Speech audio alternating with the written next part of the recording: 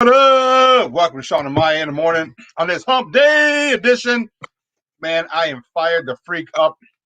It's got another beautiful 90-degree day, hot and humid. But you know what? I am not. Let me repeat. I am not complaining about it here in the Shy. Guys, thanks for tuning in. I'm your boy, the Superback, Shawn Sierra. And if you're watching this on Facebook Live, well, then I guess you found us on Facebook. Now, you can also tweet the show. You can tweet us at SM_mornings. Or at SportsZone Shy. That's CHI at SportsZone Shy. Now, if you want to follow me, just me, personally online, want to know what I did? Let me tell you what I did. Want to know what I did? Here's what I did. I made it nice and easy for you folks. Nice and easy. One handle for Facebook, Twitter, Instagram, Snapchat, the Snapper. All one handle at the Shawn Sierra. Oh yeah, she's in the back. She got her robot. She's bobbing. She's jumping. She's ready. She's ready to roll. She's my co-host, the co-pilot in this insanity. The one, the only, the lovely, the incomparable, the stupendous, the incomparable Maya Kai. What up, Maya? I'm trying to think if you missed any really salient descriptors of me.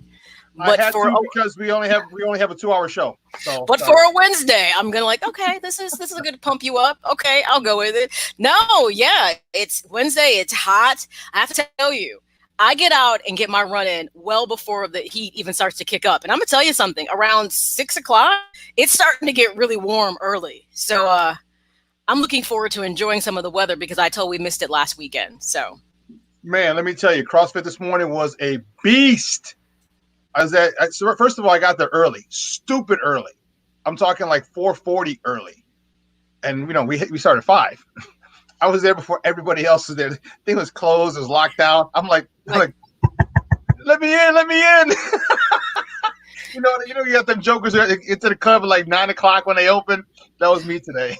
So is this the residual? I can finally get back in and work out. So I need you to be there early so I can do this. Yeah, is that what that is? Extra stuff. Make sure I'm warmed up properly. I don't want to pop anything.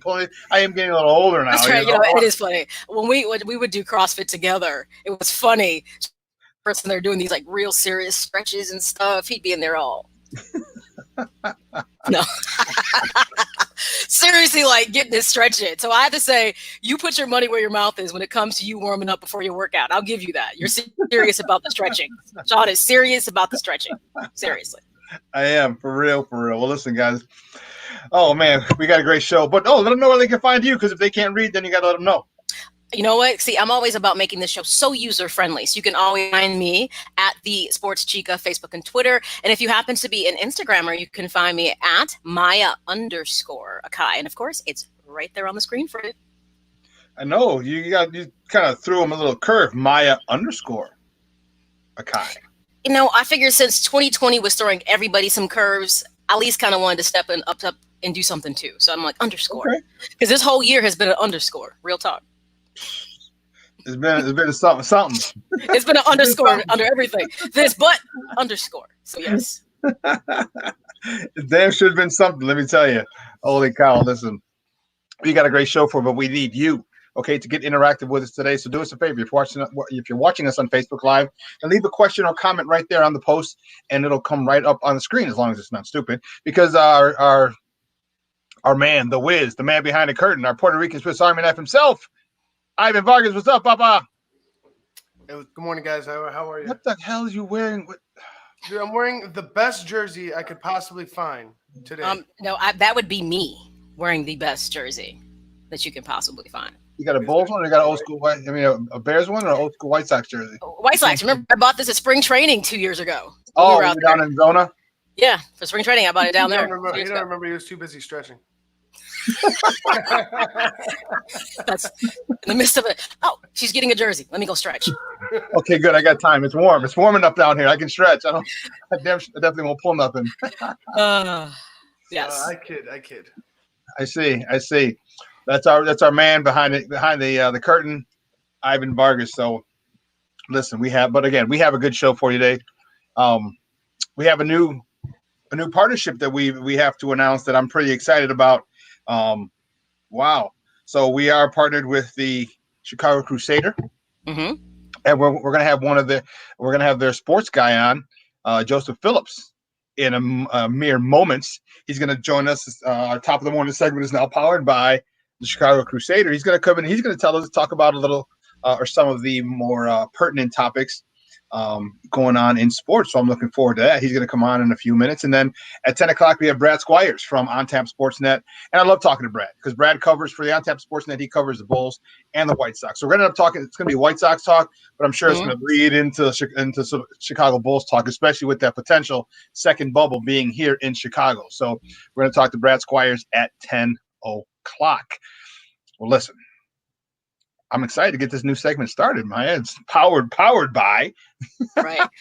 We're coming so deep from this. You have no idea. Because remember, Jason and Lance talked about this partnership on Friday, which was, they kind of talked about it coming out. We figured we'd do an official announcement because Joseph will be joining us like several times a week to kind of tell us what's out there trending, the hot stories. But just know that Chicago Crusader has been around since 1940. It's a weekly newspaper that's circulated throughout Chicago.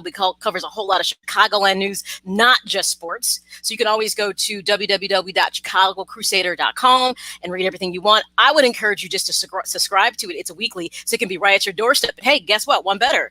It's actually available in certain Walgreens throughout Chicago. So there's so many different ways that you can get your copy of the Chicago Crusader for some really salient sports talk, but also some real deal news. So make sure you get familiar with the Chicago Crusader. Well, guys, you know how we do the first segment of every show. It's called Top of the Morning Tea. And now, from now on, Top of the Morning is sponsored by and is powered by the Chicago Crusader newspaper. And I want to bring on, for the first time, the first of many times, he is going to be our correspondent, and he's going to talk with us a lot about the top of the morning topics. He does work for the Chicago Crusader. Let me say that 5 times really fast. You can find him on Twitter at ABA Joe. Guys, let's welcome to Shawn and Maya for our top of the morning segment, Joseph Phillips. Joe, what's up, Papa? How are you? Hey, good morning, guys. How are you? No. How are you is the question. How are you doing? I'm great. I'm blessed, man. I'm enjoying. I just got married on Saturday, 4th of July. Congratulations. Married man now, and God's been blessing me. I'm having a ball being the sports editor of the Chicago Crusader, covering the Chicago Bulls, Cubs, high school sports. So I cover all 3 sports groups, high school, college, and the pros. He does it all. But here's what I love about this. And this is like, you are so SportsZone Chicago because you are a Chicago native. Yes, and that's one of the things we take a lot of pride in, is like bringing a lot of Chicago natives to SportsZone Chicago. So tell everybody a little bit, who is Joseph G. Phillips? Who you is? Who you be? Who he is. Okay. Well, first, I just want to say, born and raised Southside Chicago. I like it. I like it so far. Former hooper, turned sports writer. I started off playing at Paul Revere Grammar School, then went to South Shore High School in the hood. Okay. Pretty tough neighborhood, pretty rough. Rose out of the obscurity of poverty. Kind of like turned my life around, got into, a passion for English, put my passion for English along with my passion for sports, and that's how I got into sports writing in college. I earned a basketball scholarship at Robert Morris University. NAIA, playing for Coach V and Coach Al Brule. Played a little bit, then ended up writing for the Eagle newspaper. From there, landed a sports internship in my undergrad, which at Robert Morris with WGN under Joe Libator and Dan Rohn and Rich King. And the White Sox went to the World Series in 2005. So from there, my career took on. I worked for the Tribune as a sports editor. I was an intern sports editor for the Defender. Launched my own media company, SC Media News and Sports, and then I started my own marketing niche, which is creating sports sections for local papers that didn't have it. And that's how I ended up starting off with the Herald and Hyde Park Herald in 2013, which is where I'm at today locally, and then nationally becoming the sports editor of the Chicago Crusader in 2019 and 2020. Wow. Nice. Great stuff, man. See, that's what you talk about, a career where you worked your way through this. You built your way through the ranks, and along the way, you definitely have worked with some really great media outlets. So I feel just very privileged to have you as part of the SportsZone Chicago family checking in with us. I'm humbled. I'm grateful. I'm humbled, Joseph. I'm humbled. Thank you guys for inviting me. You big. Give me small. All right. So with that being said, let's jump in. What do you got for us, Joseph? What's the first top of the morning topic? Well, I just want to talk about you guys. I did a story on you guys, just you guys network pretty much. Chicago, I love you guys. Chicago SportsZone Chicago, and I know that you just recently launching a show called "What's Up, Cuz." I guess that's coming out pretty soon. I think that's Monday. Monday, yes. Monday, yeah. So that's going to be pretty huge, and that is with Mr. Jason Palmer and Lance Irvin. Yes. Part of the Godfather basketball family, the Irvin family. So I can't wait to, start doing stories and covering you guys. And then also, I'm going to do a story on you guys pretty soon. And that's Shawn and Maya in the morning. That's Can't wait. Make sure you get my good side, bro. Make sure you get my good side. Yes, sir. Don't even trip. You're good. I want to make sure I show y'all a lot of love. Like I said, it's a privilege to do this. Definitely my prayers are being answered. Brandon is being expanded. So this is all new for me. New life, new wife, new opportunities. Mm-hmm. I'm just grateful. So my most recent topic that I've been covering also was the 16 NBA players testing positive for COVID-19. And I did a piece on that. So I don't know if I can share like the lead with you, if that's okay. And I don't know if you want to just briefly discuss it. Go with it. With the projected launch date on Friday, July 31st, the NBA are making sure players are receiving the proper testing and proper medical treatment in preparation of future COVID-19 outbreaks. But according to Jeff Zildjian of USA Today, 16 of the 302 NBA players who were screened have tested positive for the virus. And that was a concern with some of the players that who pretty much, I guess they kind of had, I wouldn't say a coup. Do you guys remember the call that took place with Kyrie Irving like 2 Fridays ago? Yeah. So, now a lot of things are starting to unfold and a lot of players are concerned. And one of the players, that had prominence in this say-so was Kyrie Irving.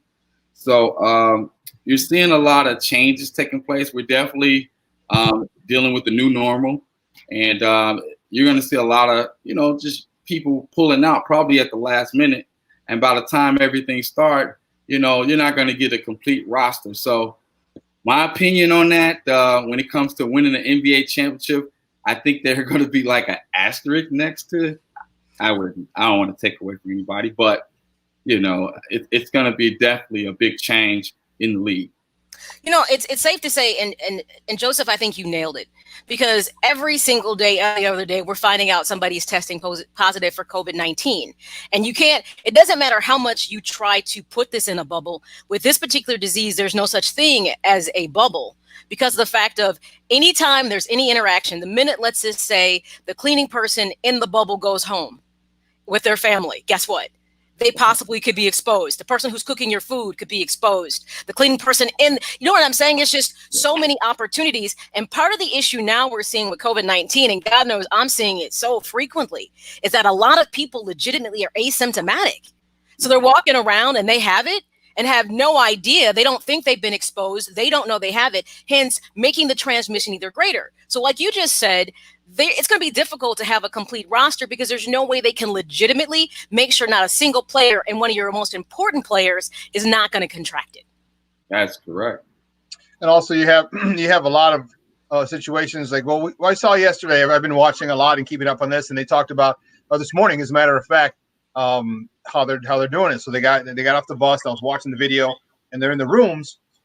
And what they do is for your meals, they come and everything's brown bag, everything's set to your door, and I guess they knock on your door so the food's there. And so I'm sure I would almost bet the house that everything's done with gloves. There's a lounge where players can kind of gather together, but some guys are still not comfortable or totally convinced. So that some of the guys like, I'm just gonna pretty much stay in my room for all intents and purposes until we have practice and or a game. So it's very, you talk about it, Maya, like what if one person gets out there, contracts it, and brings it back inside the bubble? Now, how quickly can it spread? That's the true question. How quickly can it spread? And then Adam Silver also said if there's a major outbreak, they would actually cancel the rest of the season. So I hope I'm wrong, but somehow I feel that might be the way that this is going to play out. Let me ask you a question, Joseph, from a standpoint of what could you, based on what Adam Silver said, what do you think defines a major outbreak? Is it you get one or two teams, you get one or two people, so all of a sudden play is affected? Or is it, you get because remember, these 8 teams were selected to come to Orlando. You had to be invited, which means you were a playoff contender before obviously this happened. So the question is, are the Lakers going to get kind of in their feelings if, let's say, LeBron contracts COVID-19? Because let's be honest, the quarantine time is 2 weeks. A lot can happen in 2 weeks in this a very abbreviated end of the season. What do you think it looks like in regards to now too many players have it, we're shutting it down? Well, in order for them to really go nuclear, I would have to say, it's going to take one of the star players, like the top star players, to catch the COVID-19. And if, say, for example, LeBron James tests positive, the whole game plan is over. You see what I mean? So it's going to be kind of tough to go forward without your league stars, which pretty much help market the game. And then in addition to that, you got a lot of people, like I said, like a Kyrie Irving, et cetera. There are some people still on the fence about this. So you really don't know who is actually committed and who's not until the actual start date of the NBA. So I believe what it would take is a superstar, somebody, that we know dearly, a prominent player. And I know I'm not saying Donovan Mitchell. I'm not saying that Rudy Gobert and all those guys aren't superstars. I'm just saying that if a LeBron James or somebody that's going to mess with the narrative that helps the NBA generate the revenue that they need without the fans or without spectators, I believe that's what it would take. Okay. All right. Yeah, I agree with you. The minute the superstars, like you said, the LeBrons, the Kawhis, when people like that start being affected, that instantly changes the whole trajectory for that team and how the playoffs go. And you're right, no matter how you feel about it, it does put a big asterisk next to you won it, but guess what? You won it when we really weren't playing at the highest level of the game. Like we was playing, G League basketball. I'm just kidding.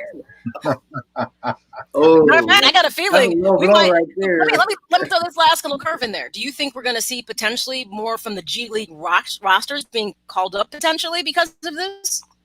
Yeah, because you got a lot of there was a trend started pre-COVID-19 where a lot of the 5-star high school players are starting to take the G League route and sign, just like Major League Baseball. You know how they draft the top players and sign them to a minor league deal, and then they prefer to get their development via G League versus getting their development via college. So you probably see a lot of those guys get their opportunity to play in the league this year. So and without that development process. So yeah, and it's probably very similar to. And I know the White Sox fans, I always tell them, I thought they were going to win the World Series. Was that back in '94 when the strike was? And they had to have all those replacement players. And, Michael Jordan said, hey, I'm not crossing the line, not doing it. And I thank God that happened, because if that strike wouldn't happen, they would have never seen Jordan that following year. But to make a long story short, replacement players, I believe, will have the opportunity of a lifetime if that scenario actually takes place. So I wouldn't mind watching G League players. They'll probably actually be playing with passion, So you know what, I wouldn't Joseph, put it past, The only reason you're saying that is because you starving like Marvin for some action. Now you know you don't watch no G League players. You probably have never even went to go see the Windy City Bulls. But this is where people are at. They're gonna watch because of the fact that people are starving for sports. And you're right, we might get some emerging stars out of this because of the time they're going to get to play. So it can be very advantageous for them. I agree with you on that. What do you got next for us, Joseph? Well, I know that Major League Baseball is set to return to play in late July. And I was going to read you this little league here. It says Major League Baseball will kick off the 2020 baseball season or either Thursday, July 23rd or Friday, July 24th, according to Commissioner Baseball Robert D. Manfred Jr. last week. Now, Manfred said Major League Baseball anticipates beginning its 2020 regular season approximately, we'd say a few weeks from now. and they're looking to kick it off pretty soon. So I can't wait. I did read the Cubs schedule. I think I'll be covering a few Cubs games this year. I think it's broken up. I think it's like 30 home games, 30 away games. And I know that they sent me an email telling me that Wrigley Field will be hosting at least 30 home games. Now, as far as the procedures on what media personnel have to go through, we have yet been informed on that. But if I have to work from home and watch the game on TV, I don't mind. Okay. You know, it'll be interesting because I'm going to make the assumption that if you just look at general press conference, like just say from the political standpoint, people are still doing the face-to-face for questions. But the two things you see is that the spacing of the seats. So, everybody is like 6 feet apart. Yeah. Everyone is wearing a mask. And I'm assuming they're going to check your temperature. That's kind of the standard when you have to operate with groups of people so far. So I'm assuming they're kind of probably capped and say, hey, guess what? You can't send me 3, 4, 5 people like you might have in the past to cover something. You can send 1 or 2 people. So say if you're in the television side, you probably can get like a cameraman and maybe like the reporter, so to speak, because those people have to be there. That coverage has to exist. But I'm assuming for more of the print piece of it, they're going to probably say 1 person, you must wear a mask. They have to check your temperature. They're going to probably also make you sign that disclosure that you haven't, been around anybody, traveled, all that kind of stuff. So I'm assuming that might be the approach they'll take. But I think they're going to cap how many media people they allow in. Yeah, and they probably do it based on, we'll have to probably say seniority. Because it's not a lot of us. When I'm in the press box, it's not a lot of African Americans in the press box. So I'm grateful when I'm there. Okay, it's very few us in the bigs, and I may see additional African American there occasionally. But we try to hold ourselves down. We try to make sure we represent the Black publication as well. So hopefully, they don't X us out or anything when it comes to us covering after we just received coverage last season. I'm going to say, given the current social climate, that wouldn't be a very good idea. Here you go. I'm just going to say, if you want to I'm just going to put it out there. That would be a really sensitive issue. If you're going to, because my thing is you have to be across the board fair. Yeah. So you can't say, well, because you're not, if you granted me the credentials last year, I can't help COVID. Just tell me what you need me to do to be able to participate. That's just how it works. So. Right. And that's another subject within itself. But other than that, I heard about the Chris Bryant situation. I know he got a newborn baby, and he's concerned. Even though this is his last year, probably with the Cubs, we'll probably be seeing the last of Chris Bryant because he'll be going to free agent. And by the way, I'm a Cubs fan, so I'm just letting you guys know. Damn it. Now we just balance out. Ivan, be quiet. It's a war. It's a war. I saw your White Sox mug. I just wanted to I saw how you was just. Hold on, player. You shining it, blinging it. I love it. I love the White Sox, too. You know what? I did that your kind on the South Side. Yeah. You didn't get beat up going to school every day or what? Well, no. You know what? My granddaddy was a Cubs fan. So we were born and raised on WGN. I ended up interning with WGN, so it's just in my blood. But we are definitely, like the underachievers in the city. Y'all are like the winners in the city. Oh, don't be trying to stroke our egos right now. Don't be, look, I'm gonna tell you something, Joseph. I didn't do anything. Because the tide is. So don't think there's going to be a little welcome area you know what, we're going to be kind of, well, I guess you can be on board because I know it's exciting because everything on the South Side we know how to get it in. Yeah. I love y'all potent lineup. When I'm talking about stacked from top to bottom, that was another reason why I wanted the Major League Baseball. I wrote a story on you guys potent lineup from top to bottom, reporting the averages, the home runs. I mean, y'all got batting champions in and out of your lineup. Y'all got RBI champions in there. Yeah. Tim Anderson, Then y'all blessed us with Ed Howard. I'm just happy about that. That was a mistake. I'm not happy about that. So, okay. You know what I think? Here's what I think the situation is. Here's the thing. I think it is, because you guys really got screwed on the Quintana deal. Yeah. And, because we got Eloy Jimenez and Dylan Cease. Yeah. So they're like, okay, we won't take Ed Howard because we'll throw you a bone. We'll kind of make it even because you see what Eloy is about to do this year. And Dylan Cease is ready to break out as well. And Jose Quintana, trust me, I love him. Me and Maya, we still follow Quintana. We love him. He's Oh, a White yeah, Sox yeah, guy, yeah. but he hasn't lived up to the billing that you guys wanted initially. He hasn't been productive as you wanted. And then now he's cut himself, cutting his nails, or what was he? No, I'm kidding. He was washing dishes and sliced the sensory nerve. Now he's not going to be there for the start. So I can concede at Howard, and that's cool. That's cool because he might. Yeah, it's cool. That's all I'm going to say. Thank you, guys. Thank you so much for Let me ask you this in regards to, because Chris Bryant's concerns are legitimate, because he does have a newborn. And to be honest, we don't really know. We don't have enough data, nor have we had time to really, truly look and analyze the data to say, one, how does COVID affect newborns or smaller children? Because we have seen deaths of young children, like 10 from COVID. So we don't know enough to know if they have small children or even an infant, what that means. So he might have to make a decision to not even stay at home. If, and playing the season and be away from, his wife and his newborn baby is kind of a safety precaution. Yeah. But let's just talk about how we talked about how COVID could affect the NBA. Let's talk about how it affects Major League Baseball, which is about to get up and running soon. Legitimately speaking, let's just say one or two of your pitchers get it. And I think it's highly probable it could happen, because if you think about it, they're really in close proximity in the dugout. I don't expect like everyone's going to be sitting 6 feet apart. Like, man, don't talk to me. Don't touch me, because it's camaraderie. You know what I mean? So imagine one or two pitchers get, and actually the pitchers shouldn't be, let's say that happens. In the bullpen, they'll be in there, they'll be in there together. So if you think about it, at the same time, 60-game season, let's say you start out slow or you lose people within a quarter of those games, you could already be out of playoff contention just simply because of COVID-19 and not because you weren't good enough. So that narrative changes for MLB as well. That's correct. And it changes coaches' strategies and game plans also, because you have to have matchup when it comes to, dealing with the potent lineups of the day. And I don't know if it's true or not, they're going to be introducing the DH pretty soon to the NL. So this year only. This year only, yes. And possibly in the future, I heard. But at the end of the day, I know Theo was kind of vouching for that.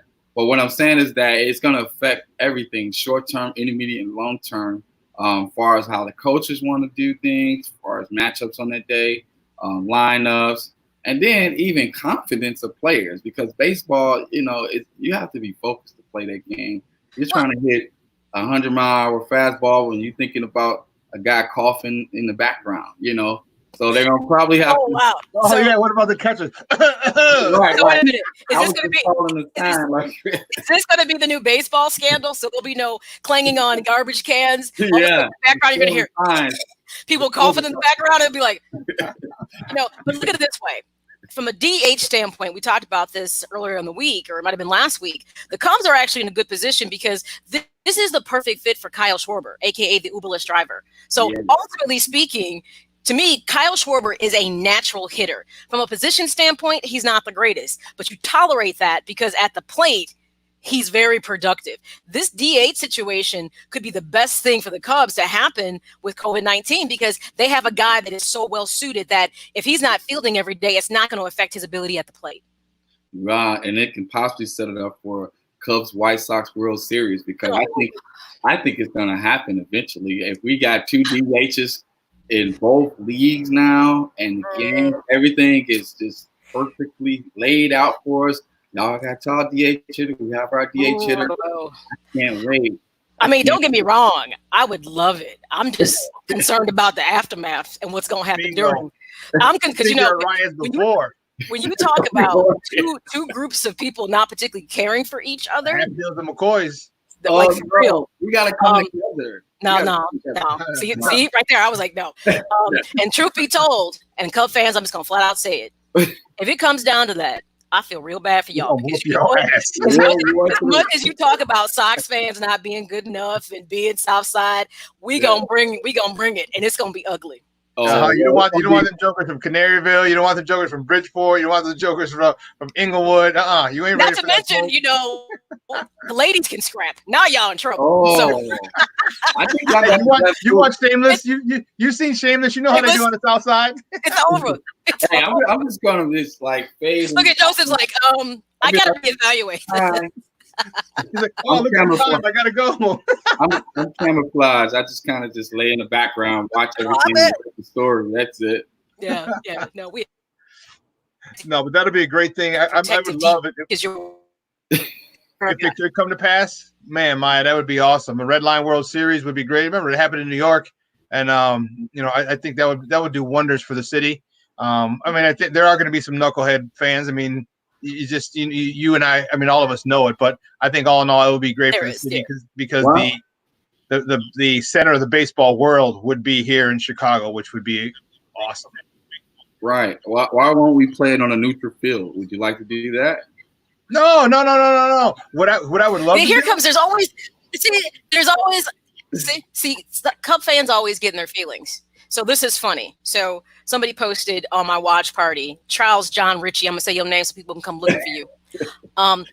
Just again, Charles John Ritchie said on my watch party, White Sox never made the playoffs back-to-back years and have 9 total in their franchise history, and the only 5 times since the very first playoff expansion in the pennant era since 1969. Pathetic. You know what's funny? All I'm going to say is, okay, I'll take that, but how many years did it take you to actually win a World Series for all the times you kept making playoff appearances? Sit down, shut up, and watch. Okay, I'm done. We talk about Leon Durham. Should we talk about Bartman? Oh, I'm done. I mean, we can go at it. What's better, not getting getting there and then having Bartman get the ball or have the ball rotate Leon Durham's leg. What's interesting is come on now. I have no problem saying that the White Sox have not played good baseball consistently for a long time. We've had teams that legitimately should have done better than what they did. I accept that. But the thing is, I don't live in the past, and they're finally making a culture shift that's not about winning right now, but winning long term. And that's the difference. You have to have a cultural shift if you want your franchise to be viable. They have youth. They finally invest in their farm system. They've now added the veterans. They're doing they have the formula working for them to be a team that can make, back-to-back playoff appearances. So, but remember, before you can get there, you have to have a culture shift. That's right. And that finally has happened. So I accept it. Like, okay, it's facts. It's facts, but it's in the past. You know what? We're in the present moving forward. So, you know what? If that pattern of behavior continues based on where we are right now, then I think that's a legitimate gripe. But I just think that's like, a very sorry puss Cub fan who realizes that it's about to be real fun on the South Side and they can't stand it. It's about to get real. And then once fans get back in, John Ritchie. Yeah, and I'm telling you, it's gonna be fun on the South Side. And see, hey, you know what, Joseph, we're gonna have to invite you to one of my guy Hirsch outings. He's just going in. Yeah, give me beat up, man. Big deal. No. There's a lot of your people over there. There's a lot of your people in there. He's a big deal. So you guys won a World Series in #85, but we did it quicker than you did it. So how about that? First of all, if you put 85, Maya, if you put 85, then don't entertain him anymore because we didn't win in '85. That was the Bears. The Bears won. The Sox won it. No, he's saying 85 years. No, he's saying 85 years. 85 years. Okay. Yeah. But that's the thing. But see, that's living in the past. It's like if we're dealing in facts, so we did it in 85 years and it took you, 108? 108. Because my thing is you're dealing with facts for me. That's a fact. But see, I got this one thing I wanted to add in. If you don't mind me interjecting for 1 second. Like I said, I think we need each other. I'm like that Cubs, Sox, bring everybody together because here's the deal. In spite of us winning in 2016, what we did, we set the blueprint for what you guys are doing today. Stop. No, Drop. No. Okay. Shut it down. Open up shop. No. The formula that was used by the Cubs had been used by the Dodgers, the Cardinals, the Yankees. The White Sox just didn't have the buy-in. But solid teams that have legitimately been contenders have been doing it that way forever. See, it takes a Cub fan to think that y'all invented the wheel. No, sorry. But nobody will ever do it. Nobody will ever do it like we did it. You'll never see the Yankees. How many titles did the Yankees have? I'm sorry. Now I'm going to be petty. How many titles did the Yankees have? So clearly somebody has done it, and the product of what they've done, they've continually won World Series. No matter how you feel about the Yankees, they get it right. So I'm sorry, Cub fans, you don't get to own it. You did not. The world is not round because of you. You did not create this farm system and grow talent and draft. You did not. I'm sorry. No. Here they come. Al Gore. They invented the internet. Stop it. Stop. Yeah. I have plenty of Cub fan friends like, oh my God, we're doing it the right way and this and the way we did it is great. I'm like, yeah, like a whole bunch of other teams. It's let's not reinvent the wheel here. Okay, you didn't do that. You did a great job of in building your farm system and building a team. And hats off to you. You went a little different route. You decided to pay for pitching, develop all the position players, pay for pitching, and that worked for you. Right, but other teams have done it too. And I know Maya mentioned the Cardinals, the Dodgers, the Red Sox, the Yankees. They've done it. They've been doing it for years. And finally, my White Sox said, "Hey, you know what? That seems to be a formula that works. Let's try it." And Rick Hahn said, "Hey, get your ass out of the way and let's get it. Let me do it my way." And guess what? Now look at the White Sox, top to bottom. We are stacked, as you well know. Y'all do have our former coach, though. Which one? You could have kept that. You could have kept that. I know y'all have our former coach. We didn't want him. We knew what he could do. All our secrets. No. He's mad at us. That is apparently everybody else. Apparently, everybody else in the MLB knew your secrets too, because it kept you out the playoffs. So, anyways, let me stop being petty. I know Maya's on a roll. I'm loving it. I love it. She got the great comebacks. I love this. I gotta get. You know what, Joseph? I really like Renteria, and I want to give him a shot. But I would have no problem. If they, took since we're taking players and managers and coaches from you, if they took a play out of your playbook, chopped them off at the knees and brought back one Ozzie Guillen to manage this team. I wouldn't. I'd say, hey, give them a nice little severance package. Sorry it happened on both sides of town, Renteria. You know what? Let me tell you what. Oh, Little Savage. That's right. You know what? Hey, just so you know, Joseph, her nickname is Little Savage. Okay. So I love it. And now you see why Little Savage. Yeah. Okay. But if we got Ozzie Guillen back, I'll tell you what, that team is going to win. The team will contend every year for the next 6 years. Ozzie is a dude who don't play. He doesn't bull jive. And like Renteria, they're fluent in Spanish. There's going to be nothing lost in translation when he chews your ass out. Wow. I'll tell you what. The one thing I thought the Cubs were going to make a go with before they decided to go with, him, which we'll see how this goes. I really thought Joe Girardi, who to me was everything. I was wanting to watch the White Sox to scoop him up. I'm serious. To me, he's everything you want in a manager. He knows how to win. He'll get the respect from the players. He knows how to work with youth. He knows how to work with veterans. He just gets it. He knows how to manage himself in a big market because he comes from New York. You know what I'm saying? Yeah. I wanted Joe Girardi so bad on the South Side, but I was so shocked that the Cubs looked past him.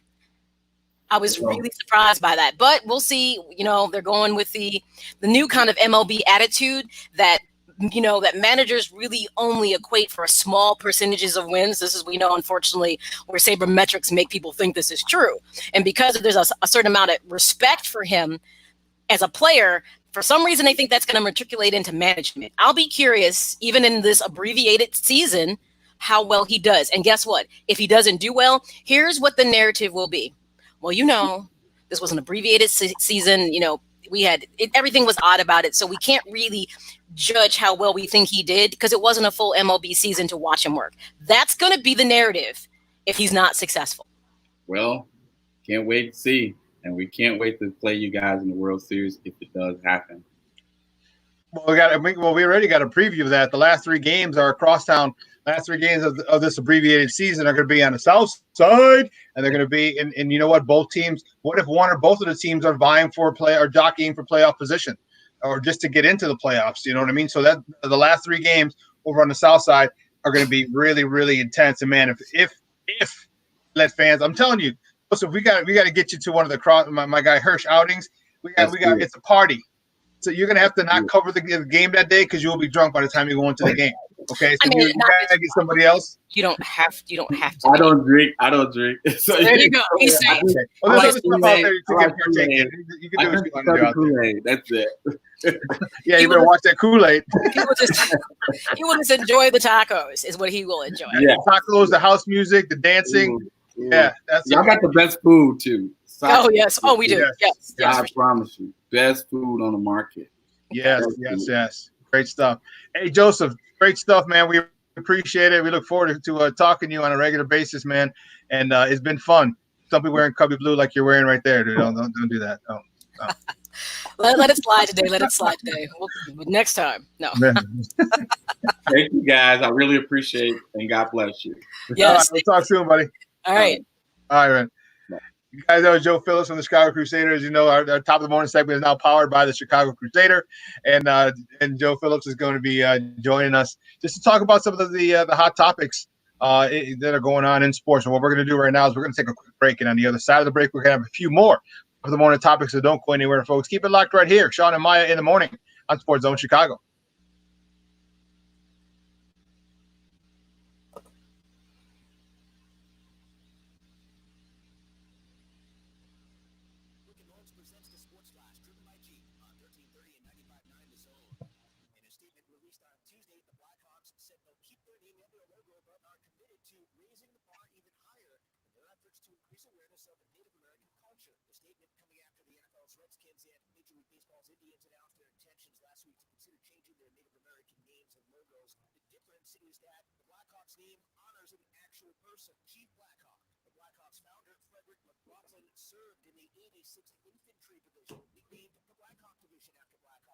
Leader of Illinois' second Fox Nation. Some Native American groups are fine with the name, and the team often has pregame ovations and intermission performances, but there are other groups that say the Native logo perpetuates racist stereotypes. Assuming the NHL gets back on the ice, the Blackhawks will take on the Oilers in a best-of-5 qualifier.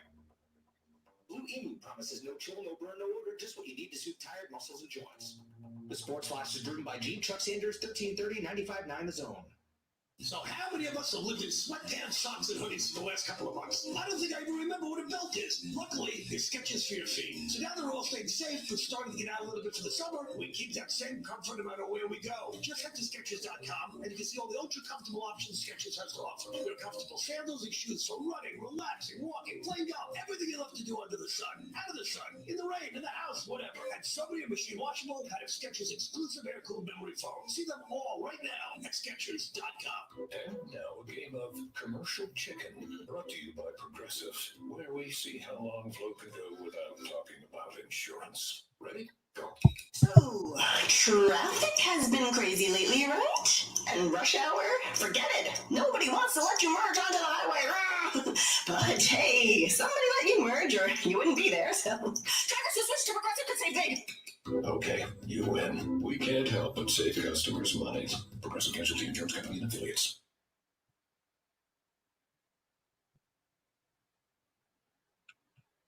Welcome back to Shawn and Maya in the morning on SportsZone Chicago. We just got off the phone with our guy Joseph Phillips.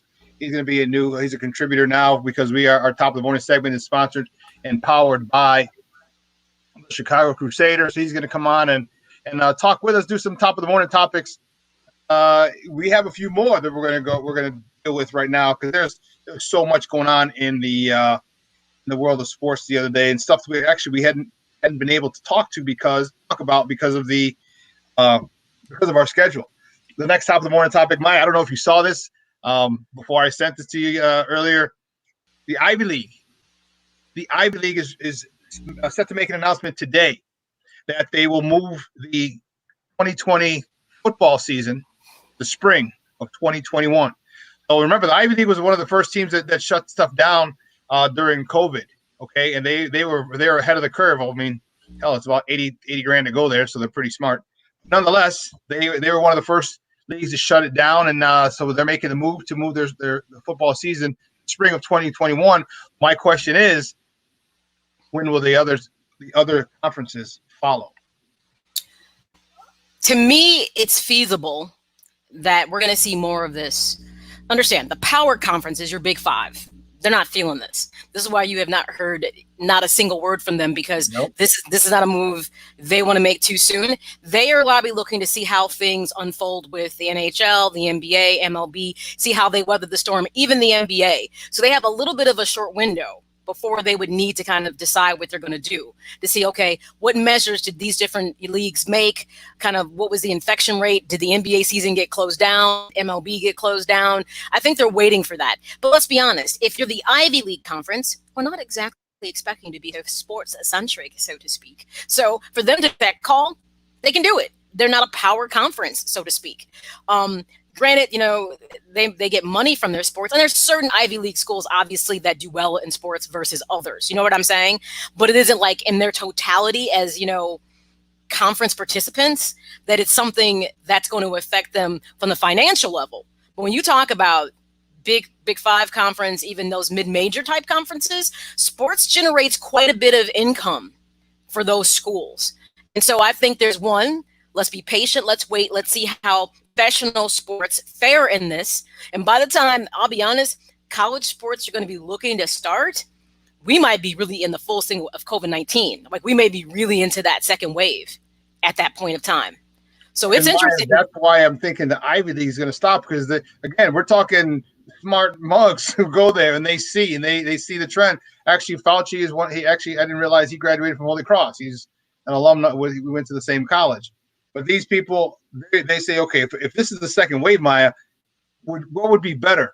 If you had to stop the season in mid-season because of another outbreak, or just wait until spring when, for all intents and purposes, the cases should be on a strict decline. It'll be a lot safer in the spring. I think the Ivy League, they got it right the first time, and I think they may have it right the second time. Well, let's say, from an IQ standpoint, I'm sure they did plenty of data analysis on this to make sure statistically it was going to make sense to not have the season. I'm just kidding. Yeah, they talked to Mark Zuckerberg. They got together and said, look, let's really crunch the numbers. Trust me, I don't think this was a lighthearted decision to make. I think they let's just get this off our plate. By spring, hopefully this is in a better situation and we can resume sports. Trust me, those athletes that are there don't care for it. What I would be curious if any athletes might decide they don't care for it and want to transfer, and if they can, but it's still in the midst of a pandemic. So it's like their decision isn't unwarranted, and I don't feel that it's not necessarily premature. They don't want to take the risk because for them, student athletes, academic is paramount to them. Real talk. They don't play that. So it's not like a secondary thing you do at their schools. Because first of all, if you're there, it's because you can actually be a student. You know what I mean? You're not there because you're not intelligent.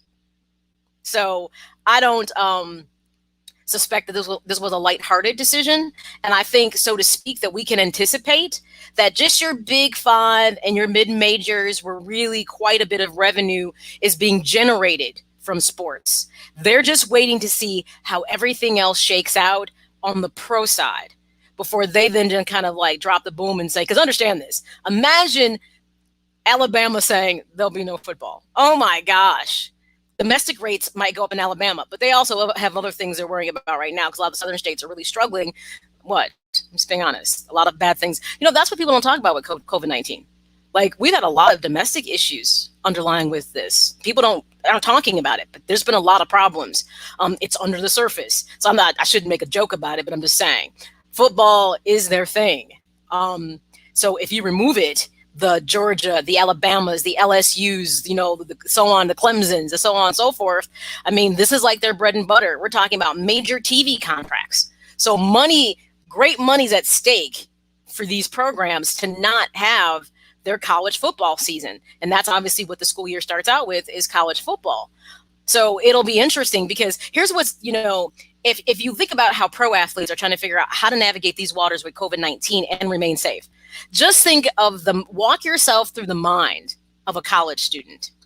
They are in that age demographic that believes they are absolutely invincible and probably will not contract COVID-19. I hate to say this. This is just from a mental health kind of perspective that we know about young adults. There's always this mindset that, well, I won't get it. It won't be me. And demographically, we can honestly say we haven't seen a huge spike in that age demographic necessarily. But think about it. It's because schools shut down. So there were no college classes. So there was no interaction piece for them to get together to spread it. Seriously. And that's probably why we saw a lot of decreased numbers within certain age demographics, because the place where they would be socializing to contract it had been separated out. So that's one reason that we didn't see huge spikes demographically from our teen, adolescent, young adults. But look at how we've already seen numbers the minute you begin to open states back up and you said, guess what? You can go to a bar. Guess what? You can sit on a patio. The minute you allow people to start doing those things, what did you see? An increase in numbers. So what universities, besides just thinking about if you're going to restart your sports program, the other element that you have to consider is right now schools are considering they're going to open. But I'll be honest, if we keep trending the way we are in July and August, there's a high probability that online learning, e-learning, will continue a bit longer than people anticipated, because the second wave is going to be more difficult because we are seeing more asymptomatic people. I have seen more symptomatic people at my job recently than I did, let's say, 3 months ago. People who are walking and talking who clearly do not look infected and are not displaying any type of symptom whatsoever. Think about how easy it is for you to spread that. You just think you're healthy, like you think you're okay. And here it is, you're passing it along to other people. So with athletics, we know shared spaces. I just don't anticipate that kids are going to have the kind of resolve that they need to have to not pass infection. I'm not trying to be mean about this. They're just a demographic group that's irresponsible. They thought it was going to be the last spring break of their life and all ran their asses down to Florida and was contracting COVID and bringing it back home. Seriously. So from a college side, that's a very vulnerable age demographic. And though I was saying the pro athletes, Shawn, are thinking twice about family and safety, you get young teenagers and young adults together, they don't think it's going to happen to them. And they'll be the guy, yeah, okay, I'm supposed to be in my room. Hey, won't you come over? You know how that works. And all of a sudden now. Why do I got to know how it works? You know how that works. You know how that works. I've heard. So asking them to be responsible, seriously, I just think that's a really difficult thing to do. I'd like to believe they could be, but we see how irresponsible college athletes tend to be most of the time. Well, not only that, but when you're an athlete, a lot of times, especially if you're at a big institution, you feel entitled because for your entire athletic career, you've been given privileges that other athletes haven't gotten, whether it's been academically and pushed through, had grades fixed, had absences. There's a wide variety of things that many benefits that athletes have gotten because they're great athletes. So their thought process is going to be a lot different than most. And when they get to college, they're going to feel that same sense of entitlement. And that's the big issue. And you're right when you mentioned the point of all those kids who went down to Miami, or down to spring break in Florida, and they're like, oh, and didn't think anything of it.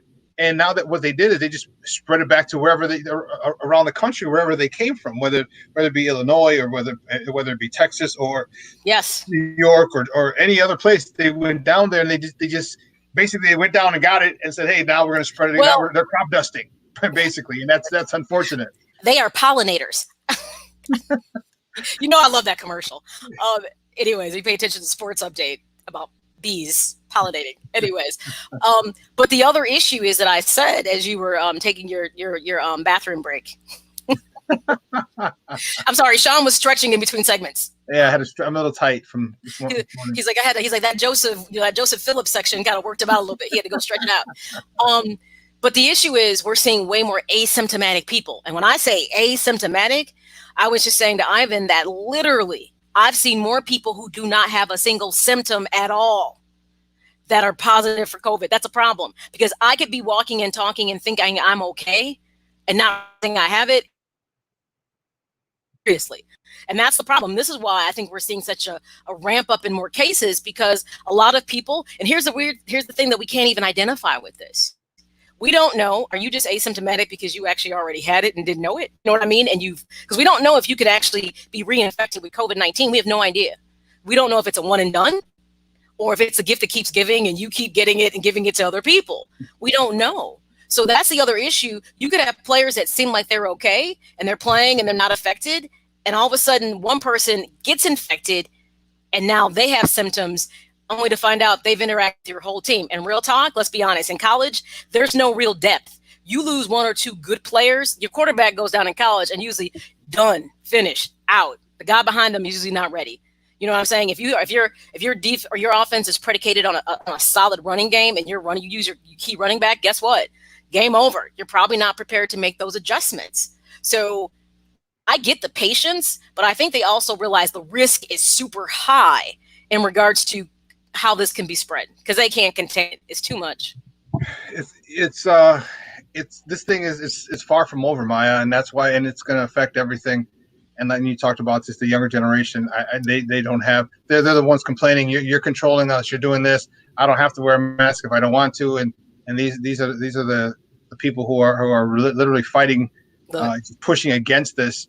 And I'm gonna ask you a question. If COVID-19 had a theme song, what would it be? Bam. Wow, if it had a theme song. The first song that popped up in my head is "It's Not Over Between You and Me." It's not Oh, over. damn. A house is right. It's not over. That's right. That's classic. That's over. Did you say over? Nothing is over until we decide it is. Exactly. Jim Belushi and tell. Telling And then the house music song right behind it. It's not over between you and me. Only if YouTube wasn't so sensitive about music. Anyway, I know. They're on their rights. I was ready to play it. I know you were. I'm like, don't do it, Ivan. Don't do it because YouTube's all over. Like, oh my God, you've copyright infringement, claim rights. Anyways, but I anticipate the wait from college conferences, besides the Ivy League, is just to see how it shakes out with the pros. And then I think they'll make a decision when they get to that. See a couple weeks to see all of a sudden, like within the first week, did the NHL have issues? Did MLB have issues? Did the NBA? And if they see quick, like all of a sudden it was issues after issues, chances are they might follow the Ivy League, and then the Ivy League schools will seem like they're geniuses. Because they are, but you'll be like, see, we told you. Yeah. The conference that spawned us, that gave us Jeremy Lin, Jason Garrett, Craig Krenzel. No, I'm just kidding. I'm joking. It wasn't Craig Krenzel. No. Anyway. Well, listen, we got to take a quick break, and on the other side of the break, we're going to switch gears. We're going to talk a little baseball with our guy Brad Squires from the On Tap Sports Net. So don't go anywhere, folks. Keep it locked right here. Shawn and Maya in the morning on SportsZone Chicago. Quicken Loans presents the Sports Flash, driven by Jeep on 1330 and 95.9 The Zone. In a statement released on Tuesday, the Blackhawks said they'll keep their name and their logo, but are committed to raising the bar even higher in their efforts to increase awareness of Native American culture. The statement coming after the NFL's Redskins and Major League Baseball's Indians announced their intentions last week to consider changing their Native American names and logos. The difference is that the Blackhawks name honors an actual person, Chief Blackhawk. The Blackhawks founder, Frederick McLaughlin, served in the 86th Infantry Division, nicknamed the Blackhawk Division after Blackhawk, who was the leader of Illinois' Sac and Fox Nation. Some Native American groups are fine with the name, and the team often has pregame ovations and intermission performances, but there are other groups that say the name and logo perpetuates racist stereotypes. Assuming the NHL gets back on the ice, the Blackhawks will take on the Oilers in the best-of-5 qualifier. Blue Emu promises no chill, no burn, no odor, just what you need to soothe tired muscles and joints. The Sports Flash is driven by Jeep, Chuck Sanders, 1330, 95.9 The Zone.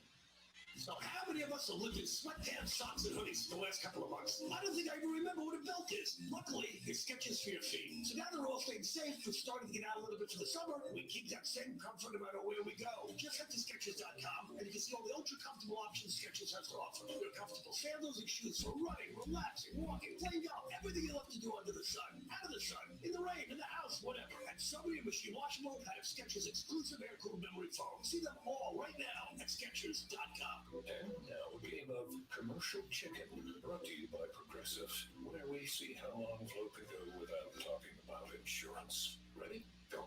So, traffic has been crazy lately, right? And rush hour? Forget it. Nobody wants to let you merge onto the highway. But hey, somebody let you merge or you wouldn't be there, so drivers who switch to Progressive can save big. Okay, you win. We can't help but save customers money. Progressive Casualty Insurance Company and affiliates.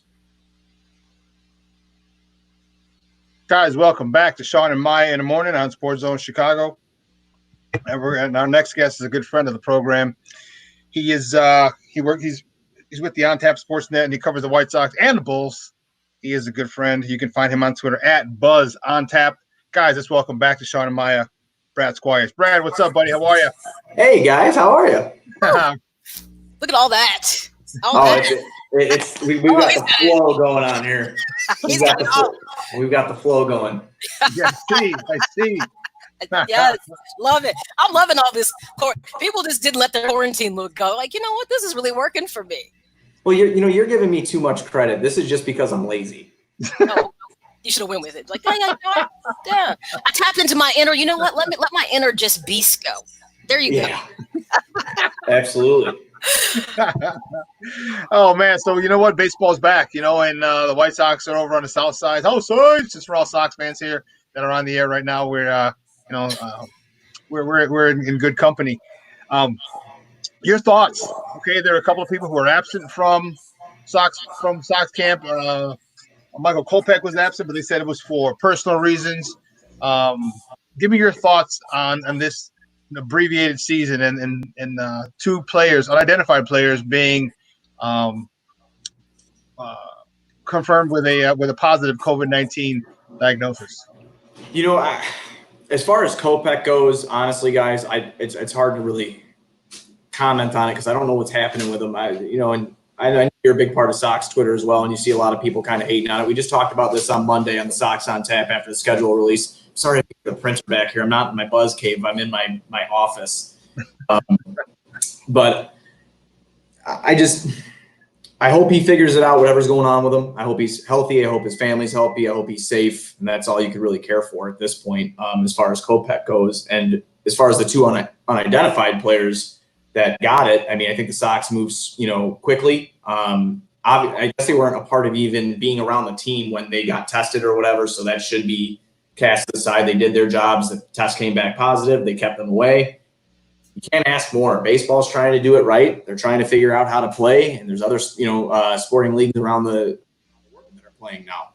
So I think that it's fair what baseball is doing. As far as the 60-game schedule goes, man, they got to come out hot. And I like what Ricky said the other day. Assume you've played 102 games and you're in first place and you're trying to hold that lead. And that's how the Sox need to come out. That's interesting because that was one of the topics that we wanted to get to. That frame of mind. I'm looking at it as this: is that with the fact that a lot of the Latin players and the Caribbean players, usually start off as a little slow because of the weather. That's not going to be an issue. All right, it's 90 degrees. It's been 90 all week. It's going to dip down into the high 80s over the weekend. They get back up into the 90s next week. So there's going to be no cold spell, and they're not going to be a slow start that I'm assuming. So if there's no slow start with the White Sox, how hot of a start do you think the White Sox can get off to, considering the depth that they have in the pitching rotation? Well, yeah, you're going to have Rodon probably starting with the team. So you have, him, who's a very talented guy. You have Dallas Keuchel, who they just brought in. You have Lucas Giolito, who we hope is going to build off a good year. We have Dylan Cease that we hope can kind of put it all together. So there's a lot of different variables that come into place. The schedule starts kind of tight. I mean, you're playing Minnesota. They were the Central champs last year. They hit a lot of dingers. That's a good team. So you have to start off hot against them at home, and then you go right into Cleveland. And then we start 3 games at home to start the season on July 24th. After that, we're gone for 8 games. And we go to Cleveland, Kansas City, who we should hopefully handle, and Milwaukee. So hopefully we can win, the Cleveland series. Hopefully we can handle KC, and then you have 4 straight games against Milwaukee. If we split those, I think the Sox start off really good, personally. I do too, and you know what? I'm trying not to sound like a homer, because the White Sox are my favorite baseball team. Oh, you're a homer. We're both. I am. I'm a freaking meathead Sox fan, like you read about, bro. But I try not to have that when I'm talking sports. I'm trying not to that bleed in. But my thought is this: my question is, I want to see how Luis Robert does, and I've talked to Maya, and I've said other times, I think this guy's going to get off to a hot start because he doesn't have to carry the team. Okay, you're not asking him like a Bryce Harper. When Bryce Harper came to the Nationals, that this was the man. Everyone came to see Bryce Harper. Everyone's not coming to see Luis Robert. A lot of people are, but you're coming to see Tim Anderson to see if he can win another batting title. You're coming to see Yohan Moncada to see if he can win a batting title after finishing 3rd, if this guy can be talking about MVP for him. You're coming to see Eloy Jimenez with 30 home runs and missed considerable time with 2 stints on the injured list. You're coming to see if Jose Abreu can keep his, or at least average his 25 and 100, prorated season and lead the American League in batting average again. You're coming to see a whole bunch of guys, not Luis Robert, which is why I think Luis Robert can really, especially after watching him, I think was it one-handed, he was hitting the balls out of the park the other day. Oh my God! Which is why I think he can really get off early. Mm-hmm. He has the most to gain and the least to lose, and that's what we kind of were alluding to on Sox on Tap, me and Tony the other day. And the reason being is because what you just said, the pressure's not on Luis Robert, man. The pressure's on the squad itself. Your Eloy Jimenez's, your Yohan Moncada's, your Tim Anderson's, your Nomar Mazara's another guy. People aren't really talking about that. I have more heat on Nomar Mazara than I do on Luis Robert. I don't know how you feel, But I feel that way because we got Yasiel Puig still sitting out there, and I will die on this hill that he should be in a damn White Sox uniform. I'm really pissed that he's not. I get mad every time I see him red. Oh, it makes me so mad. But, he should be in right field. But Luis Robert has a golden opportunity here to play his game, do what he did in the minors, adjust to the major leagues at his own pace. Obviously, we need him to be good because we want to win. But it's not that it's like, dude, it's on you. You're the missing piece. It's not that. That's where the Sox benefit. Guys, we're talking to Brad Squires from the On Tap Sports Net, talking to the White Sox baseball right here on Shawn and Maya in the morning on SportsZone Chicago. Talk to me about this pitching staff. How do you think Rick Renteria is going to handle it? They have enough arms, assuming Kopech is able to join the team, rejoin the team soon. Even if he doesn't, there's still enough arms so you don't have to tax this bullpen or the starting lineup early. How do you think Rick Renteria is going to attack or going to implement or use all these, front lines and these starters in addition with the middle relief? Honestly, I see 6-man rotation, and I think that's the right move to do. People have been saying move Rodon to the bullpen. I don't know how you feel about that, but I love the open discussion about it. I just start the season, see what he could do as a starter and see how we move forward with him.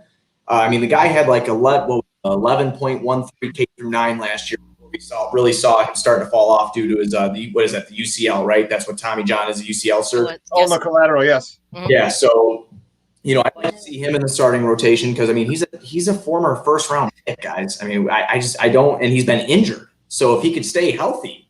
Okay, but the issue is he can't. You have to look at the body of evidence that shows he just struggles with staying healthy. I'm one of those people that said, let's put him in the bullpen, maybe as a middle reliever. One of the things that Bob Nightingale said when we had him on, I thought this was great. He's like, the Sox are in a good situation. The fact that you may have 7 available pitchers. He goes, real talk. No one's going to be pitching probably 5, 6, 7 or any innings because of this. The season is fast tracked. He goes, so the chances are he's like putting someone like, Rodon in middle relief. It'll almost feel like he can start some games or he can fill in because no one's going to be pitching past probably 4 or 5 innings just because of the abbreviated season. So my thing is, if he can stay healthy through this, then my thing is, let's not overthink what his role is right now. Let's just get him healthy, get him the starts, and then next year we can have another conversation about that. Well, you're kind of damned if you're doing, you damned if you don't with him because he goes through the lineup pretty quickly. When he his first time through the lineup, his numbers are pretty good. Obviously, that can happen anywhere. That could either happen in the middle of an inning if you have Gio Gonzalez come in and pitch 3 innings, or if you have Giolito do it or Pike will do it or whatever. I'd like to see him start games personally. I guess that's just my preference, just because I think that he's got stuff to be able to do it. And then you can bring in somebody like maybe a Gio Gonzalez to finish him off or whatnot. But it's going to be very interesting to see how Ricky does this because I wish I had the answers on how he's going to do it. But with this being the weirdest baseball season any of us are going to experience in our whole entire lives, I really don't know. I really don't know what they're going to do. And I'm very, very interested to see how the season starts off, how Ricky decides to do everything. I'm still, going through lineups in my mind thinking that Yasmani Grandal should still lead off because he has the highest on-base percentage. That's what I know he doesn't have speed. It's not traditional, but I'm still trying to figure out, man, this is what I would do. But is that stupid? I can't really figure it out. I'm very interested to see a guy who does it every day and lives and breathes that life being employed by a Major League Baseball team to see how he's going to pull it off. And is this safe to say, and I think everyone's going to get a pass on this if you don't exactly master this in 60 games. Now, if Renteria, manages like spot on and the Sox are in the playoffs, okay, advantage. Now I got to give him a little bit more slack on the rope that I have him on because, I'm not a Renteria person. Oh, I know. That's why me and you are like this. I don't feel he's that guy. So I kind of feel like every narrative is going to be kind of morphing itself as the season unfolds. Because you're right. Either let's see how he should know his personnel. That's the key thing. You're not talking about a guy like David Ross. He knows his personnel, but he doesn't know his personnel as a manager, so to speak. Right. Renteria knows his personnel. He's got some new pieces, but overall, how he decides to navigate this season will be important. And if he makes poor decisions, and he can make some poor in-game choices, it just drives me nuts. You don't like the bunting, Maya? You're not a bunting fan? It works occasionally, but I don't know. I don't know. My thing is that I still feel like if he doesn't like get it right in this season, they're not going to get rid of him come next year. They're going to say, well, we need to give you a whole full season because there were issues here and problems to see how it works. But your comment about Rodon, I will say, out of fairness, because we're in abbreviated season, him starting wouldn't be the worst because technically we know he's not going to pitch that many innings because nobody really is. So if we were talking about a full season, you're right. Middle relief makes sense. But because it isn't that type of season, him being in the starting rotation actually makes perfect sense. It does. The pitching is what you have to keep your eye on because, like, isn't there like 17 straight days of and he thinks on this. You know, like there's like 17 straight days of games, guys. Like I don't really understand how they're going to get these pitchers completely. I really don't. I'm very, like I said, I'm very interested to see how everything plays out. You know, it's going to be entertaining. And I do, going back to Shawn's point, I do think there's enough talent within the pitching staff to hold their own. Like I'm just praying to God Cease comes on because that's just going to be another dynamic arm. Like if he can get it figured out, and he doesn't have that one inning like he did last year every game. It seemed like where he gets rocked. So I think Sox are in a good spot, personally. You know, I think what would work, and this is just me being a not a professional manager, is tag teaming your pitchers.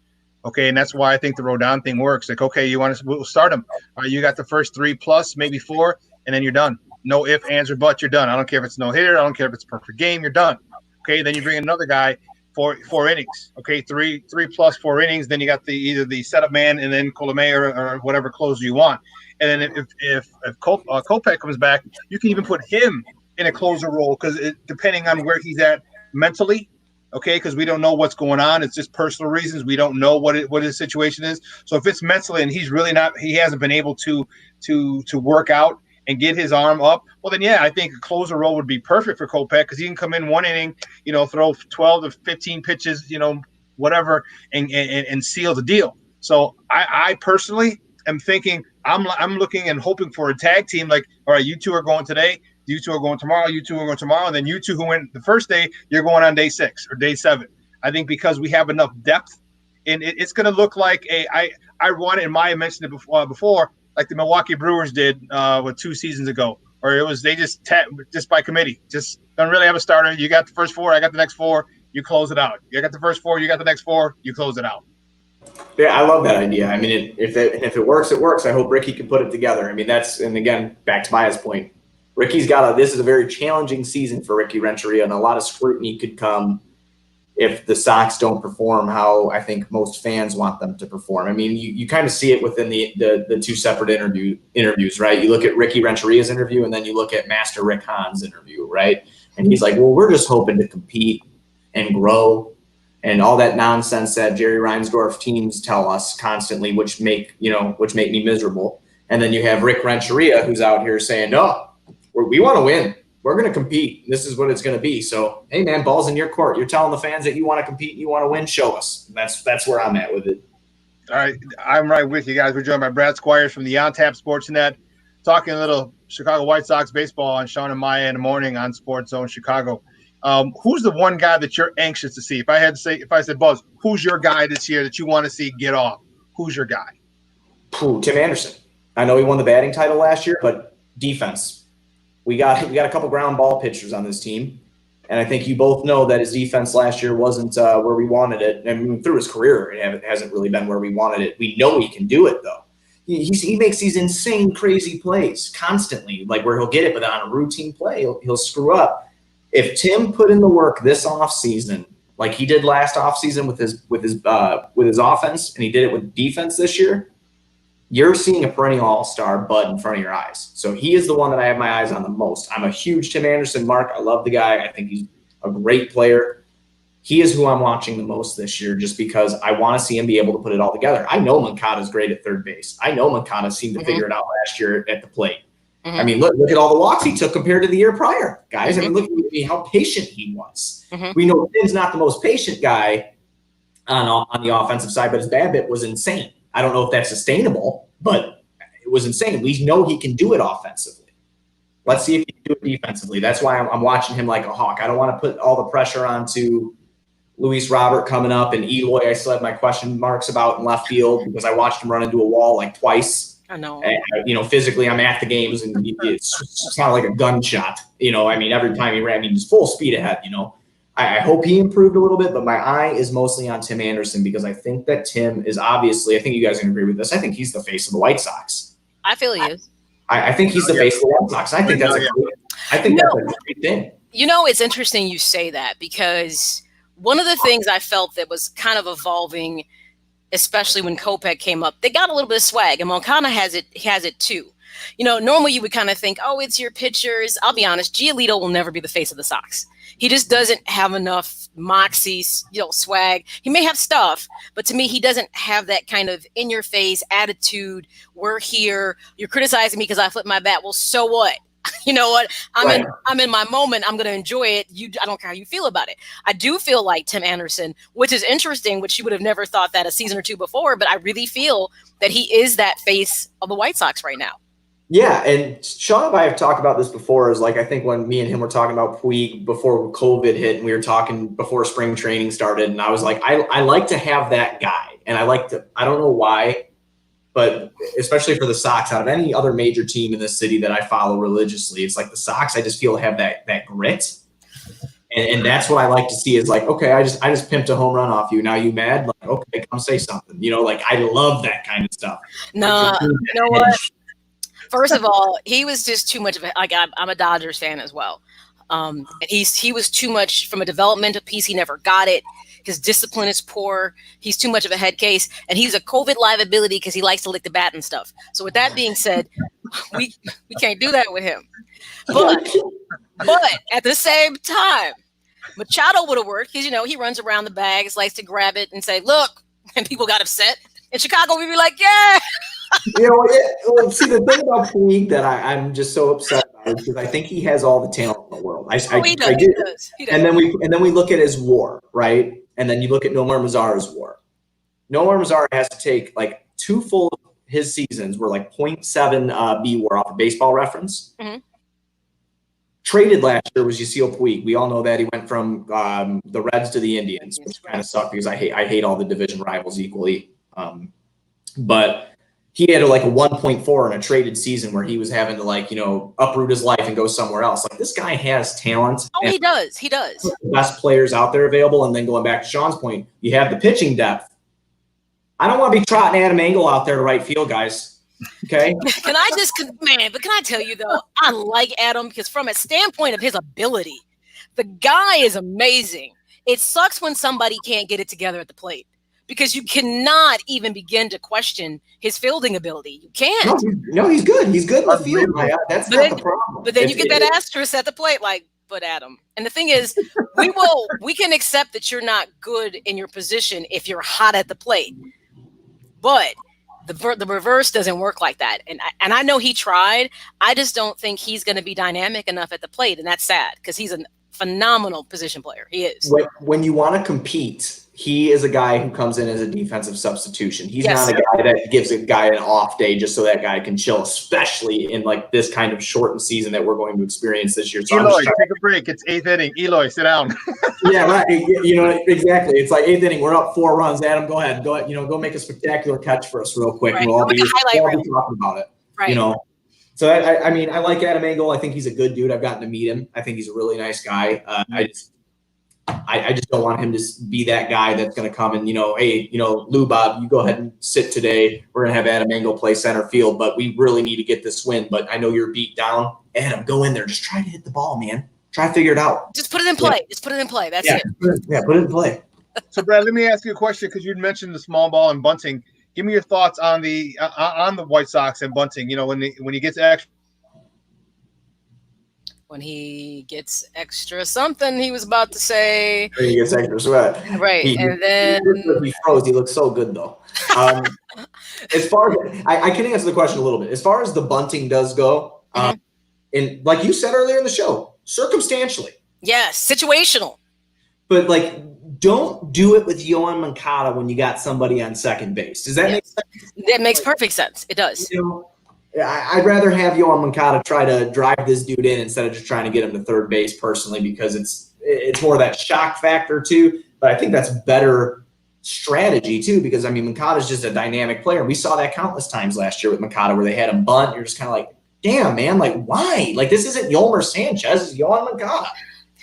Yeah, and that's the thing that's kind of unnerving. It's like, why would you pick that right now? Because, and there goes that whole conversation about situational hitting, and the thing is, most people look at the Sox and automatically you get that kind of narrative that this is a long ball team. I'm like, well, you know what?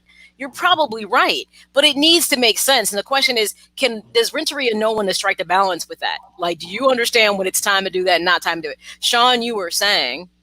I was saying because in the extra innings, you get a runner on second, and with the speed that you have, that you have on this White Sox team, we're talking with Mazzara, with Eloy Jimenez, with Tim Anderson, with Yohan Moncada.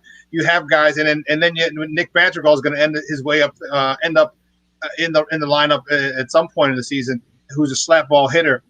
Why would you how much of a small ball approach would you like to see with the White Sox? Because you get a guy on stealing second, you bunt him on and steal second or infield hit. Now all of a sudden, that because teams don't practice throwing down a second as much as they used to, because people don't steal as much as they used to, there's a really good shot that ball goes into center field. And now instead of a runner on second, you got a runner on third with phenomenal speed who can get away with a pass ball or a wild pitch that doesn't go very far. Your thoughts on the White Sox incorporating small ball in there, despite the fact that they have guys who can go yard basically 1 through 8? Well, as far as the extra innings thing that you first brought up goes, I just want to say I think that rule is the biggest BS rule I've ever seen in my life. I hate it, and I will continue to bash it till the day I die, which is probably soon. So I cannot stand that rule. I think it's stupid. I think that's actually bad for the game. Miss me with all the NL pitchers having, the NL teams having a DH and all the people, the sanctity of the game. Like, get out of here, man. Like, knock it off. Like, this is a special season. They're giving it a trial run. Just let it go. But as far as, bunting people over in extra innings, I'm fine with that. You got a guy starting off on second base. You want to get him to third right away? Okay. Like if you got a speedster on second base, yeah, that's fine. I mean, I just want the Sox to do whatever it takes to win. I do hate that rule, however. As far as the Sox lineup, I think we're going to be pleasantly surprised. There's a lot of power in that lineup, but there's also a lot of guys that can get on base and do have speed that these power guys can drive home if they don't crack one out of the ballpark. I think there's a very good mixture within the White Sox batting lineup that there's speed, there's guys that can get on base, and then there's guys that can drive them home. So, I mean, I think they're one of the – correct me, in this new division that we have, Minnesota hits for power constantly. We know that from last year. Mm-hmm. They hit for power constantly. Cleveland, they got a little bit of a decent mixture of speed and power, but the Sox, I think, hold that down. They're going to have Madrigal, and we know he doesn't hit for power. I mean, for God's sakes, if he's a guy that just pops out all the time, I'm going to be upset. But it is what it is. We'll get there. Don't think about it. Don't think about it. Don't. I'm trying not to. Like I love Southside Zoe. I think you guys have had him on here a couple. Yes. But he is such a Nick Madrigal guy. He is. Yes. We were watching spring training practice. Shawn, you and I talked about this. I know for a fact, and they moved those dudes in. Like, I'm talking like if I'm hitting the ball, I'm not going to be on the infield. Look at me. I look like SpongeBob. I don't know. He's going to have to hit a lot of line drives to get on base, but there is speed there. Luis Roberts got speed. He can get on base. He can hit for power. He can hit to get on base. He can do all of it. I think there's a good mixture there. So whatever Ricky has to do within the small ball, within the power lineup, I think the Sox are going to be able to handle it no matter what. And I'm pretty much going to respect all of Ricky Renteria's decisions this year because, again, I really don't know how to go about it within this 60-game season. I mean, guys, we should be what is it, July? We should be 2-3 months into the season right now. That's a couple of tailgates, a couple of Hirsch outings that we've missed already that I'm not happy about, but that's another story. So, man, we had some really good ones lined up, Shawn, that we were going to have you come to. I mean, we had some. We were going to have a pig roast at one. We were going to make it happen, and it just didn't get to. So now we're going to be tailgating in the Crazy Marchese garage, which is Tony Marchese's garage, for the first game. Hey, this is the year of the backyard garage party. That's just what it is. Everybody's like, if you're smart, you're like in your backyard or somebody's backyard, because you know what? Going to a fire is probably not it. I'm going to cut a little hole in my mask for a straw for my beer. So, dip on it a little bit. Sounds like something you should be patent pending right now. You should patent it. Together. Let's figure it out. So give me your thoughts on Louis Roth. We talked about Louis Roth. I'm sorry. Yo-Yo, I am excited for this kid. All right, we saw Tim Anderson last year. Tim Anderson came out like he had a good year the previous year, but one good year doesn't make a career. All of a sudden, Tim Anderson had a second good year, so now you're saying, okay, it's not he's not a one-year wonder, and his arrow is definitely ascending. He just said, hey, listen, just hold my beer. I'll just lead the American League in batting average. But I think Yoan Moncada is one of those guys who's, I think him and Luis Robert, and we know there's tons of talent on this guy. I think Yoan Moncada could be either an MVP candidate or a 30-30 guy. Your thoughts on him and how great of a season you think he can have? I think Yoan Moncada is going to have a great season. He's obviously staying healthy, not only on the field, but with all the COVID stuff taking place as well. I think Yoan Moncada is going to be a top 3 third baseman in all of Major League Baseball. And I truly believe that. The guy hits for power. He's got speed. He's disciplined himself at the plate. We know his defense. I mean, anybody who wants to argue with us about defense, just pull up the numbers. The kid was in fuego. He was fire last year. Yoan Moncada is going to be the driving factor offensively. I think he's going to be the guy that we're going to, besides your Jose Abreu, because like you said, you know what Jose is going to give you. He's done it for years and years on end here. You know what Yasmani Grandal is going to do. It's like that question mark is always around the younger guys that are starting to make their mark. Yoan Moncada is going to have in this shortened season, I do believe he's going to have a breakout year. I think it's going to, last year was a breakout year, but I think he's going to build upon it. Obviously, the numbers aren't going to be as sexy because it's way less games. Yeah. But in, like you said, the prorated, condensing everything to how it should be, I think he's going to be the man. I truly believe that. Yoan Moncada is going to be a problem. And especially, like I said, he's a switch hitter. Mm-hmm. He's great on base. He can hit from both sides of the plate, and now he's got the discipline down on both sides of the plate, guys. So he's going to be good. He's going to be the truth. I really believe it. I think that we're going to be talking about, obviously, we're going to be selfish, and we're not going to want to pick because, they're both our guys on our team. But him and Luis Robert are going to be the 2 best players on this team in about 3 years. 2 years, probably. I was just going to ask you that. Yeah. Great minds think alike. Is it going to be a problem a couple years down the line when if Yoan Moncada continues to ascend the way he has? Because if he continues making jumps the way he did from 2 seasons ago, from 18 to 19, okay, and he continues to make jumps pretty similar, and if Luis Robert lives up to the hype, are we going to have a situation where we have 2 MVP candidates on this team? Well, we got them both locked up. We got them both locked up. So, I mean, if they're going to butt heads because who's better, then get out of my dugout anyway. If you're going to act like that, we're a team. We want to win. But, a little healthy competition never hurt nobody. No, and that's a great thing. I'm going to tell you something. I personally feel that when Kopech he put a fire under Giolito's ass. Because people were clamoring for the guy to come up and pitch. And Giolito was already here kind of being lackluster and not consistent.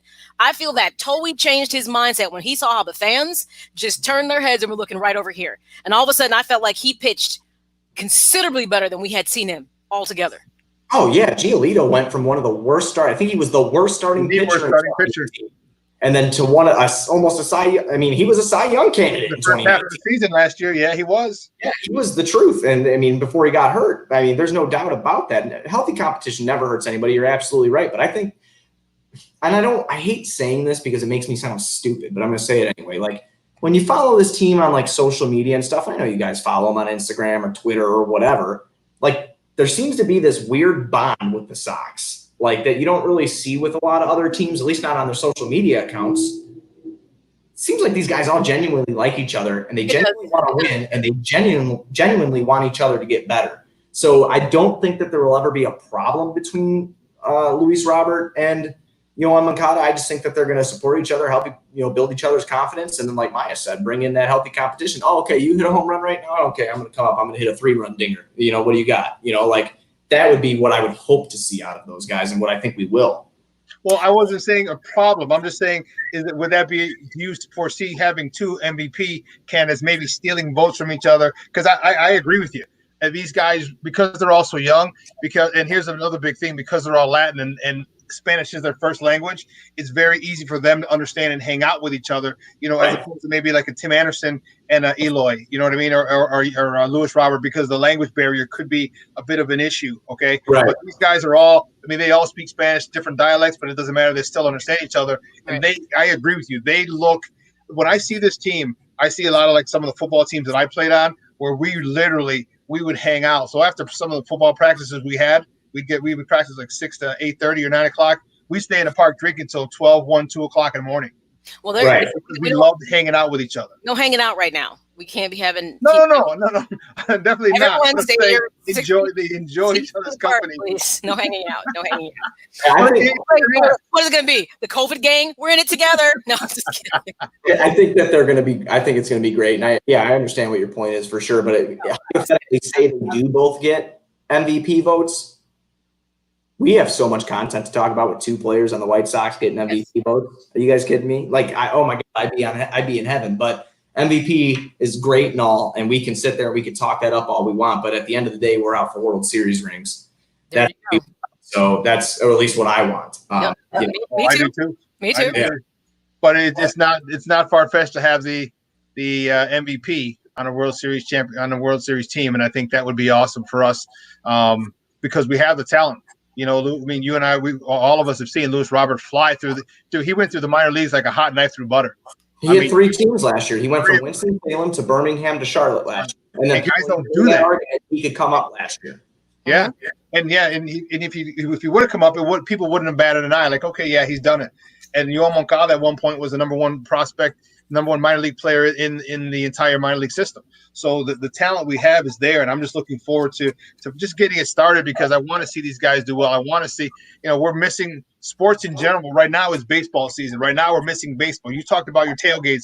Same here. You talked about being at the park. You talked about this is the thing we're missing right now. This is the thing that we need in our lives because for, our entire lives, okay, yours a lot shorter than mine, but our entire lives, this is what we're doing right now. We're going to baseball games. We're watching it on TV. We're going to a bar. We're going to tailgates. We're doing everything, and it's missing. And now, just unfortunately, like '94, when the White Sox are good, and this is the time where they're about to start ascending, something happens. And this happens. Yeah, well, that's so White Sox. That's what Johnny Nani always says. That's so White Sox. We're about to be good. That's so White Sox. You know that something is brewing because Cub fans are too interested. And I tell them, I need you to stay in your lane. Stop slowly moving over here because I see what you're doing.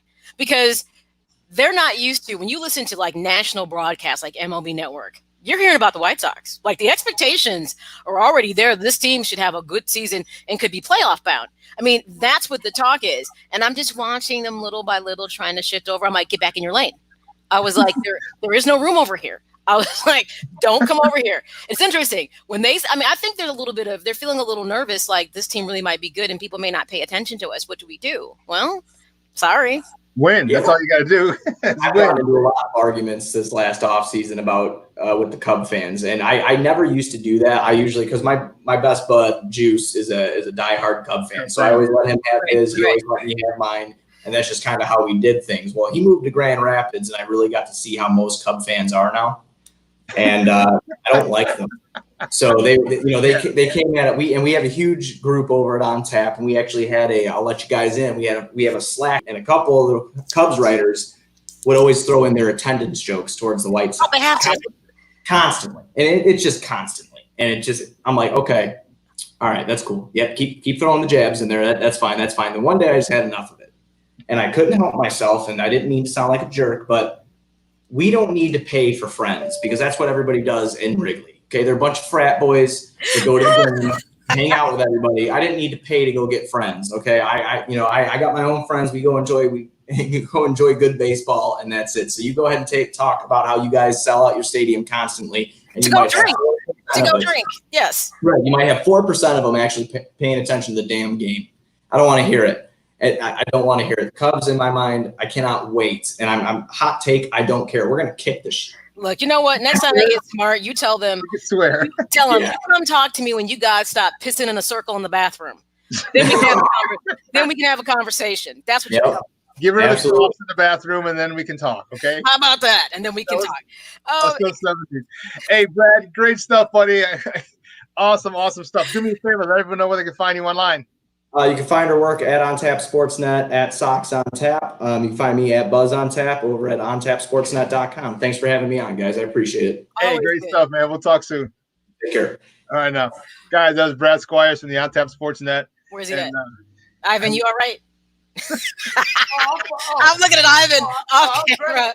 I was like, let him send Brad off. Let him send Brad off. No, look, you can come at Brad. Brad can handle you. He's not gonna. I'm not saying you couldn't.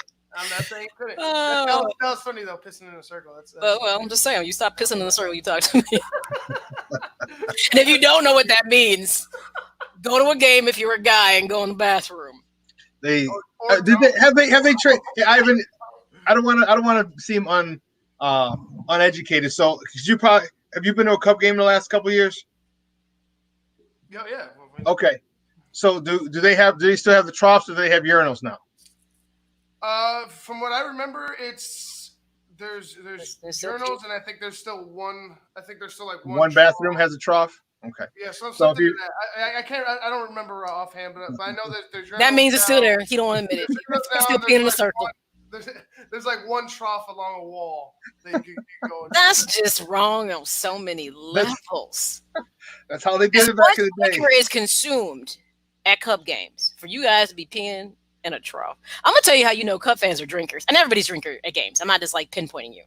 When we went to spring training, we went to both parks. So I was in heaven because the Sox share a park with the Dodgers. So I was like, this is great. Yeah. Then we went to the Cubs. We went to Cubs, and I'm gonna tell you what. The bar that was over in the outfield was giganormous. I was like, had 2 levels. I'm like, why is this bar so big? I'm serious. I got the spring training for the drinking too for them. Yeah, I was like, get your weight up. I'm serious. That bar is bigger than some bar areas just in a major league field. And I was like, okay, I know people were here to hang out and drink. I'm like, but isn't that a little excessive? I mean, it was nice though. It was well put together. It was just huge. For a spring training facility, the bar it took up a lot of space. Big time. Yeah. I mean, it's a Sloan Park. That's insane. Hey, well, listen, we got to take another break, the last break of the show. So don't go anywhere, folks. More sports conversation coming up next. Keep it locked right here. Shawn and Maya in the morning on SportsZone Chicago. Quicken Loans presents the Sports Flash, driven by Jeep on 1330 and 95.9 The Zone. In a statement released on Tuesday, the Blackhawks said they'll keep their name and their logo, but are committed to raising the bar even higher in their efforts to increase awareness of Native American culture. The statement coming after the NFL's Redskins and Major League Baseball's Indians announced their intentions last week to consider changing their Native American names and logos. The difference is that the Blackhawks name honors an actual person, Chief Blackhawk. The Blackhawks founder, Frederick McLaughlin, served in the 86th Infantry Division, nicknamed the Blackhawk Division after Blackhawk, who was the leader of Illinois' Second Fox Nation. Some Native American groups are fine with the name, and the team often has pregame ovations and intermission performances, but there are other groups that say the name and logo perpetuates racist stereotypes. Assuming the NHL gets back on the ice, the Blackhawks will take on the Oilers in a best-of-5 qualifier. Blue Emu promises no chill, no burn, no odor, just what you need to soothe tired muscles and joints. The Sports Flash is driven by Jeep. Chuck Sanders, 1330, 95.9 The Zone.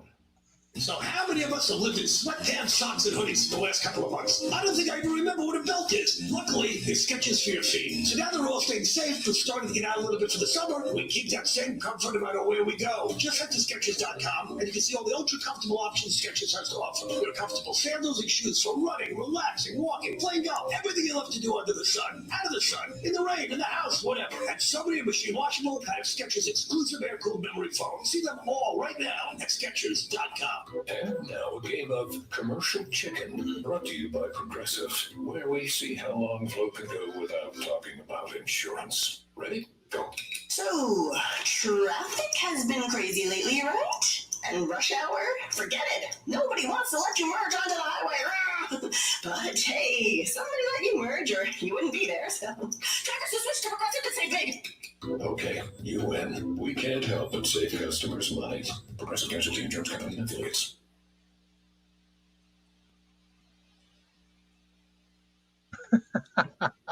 Welcome back to Shawn and Maya in the morning on SportsZone Chicago. Said Wu-Tang is for the children. What? I know.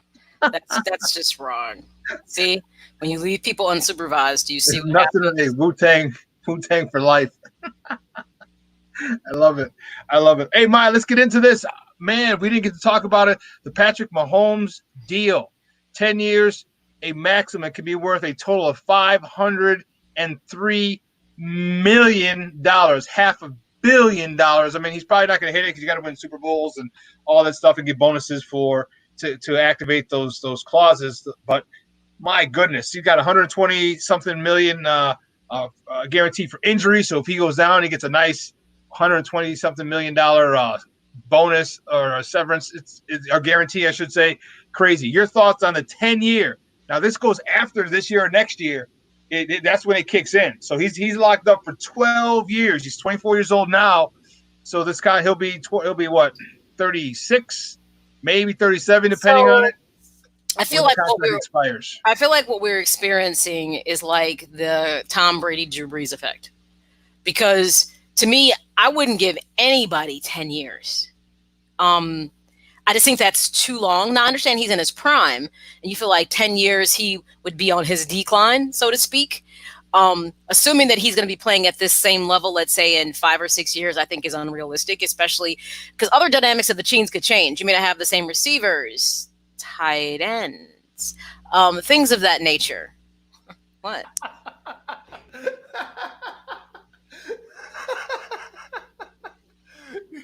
What? Little Sav. I don't savage, boy. That's Lil Savage. I don't understand what's wrong. So you're missing. There's a lot that comes into play in 10 years. Your O-line, coach. You know what I'm saying? It's just a contract to me it seems too long. I'm okay with 6 years because at 6 years now you're seeing him at 30. At 30. And I think that's legitimately a good evaluation time. But 10 years, I don't know, because anything can happen. Anything can happen in a year. So I just felt like the duration of the contract was too long. But I also feel like this is that Tom Brady, Drew Brees effect.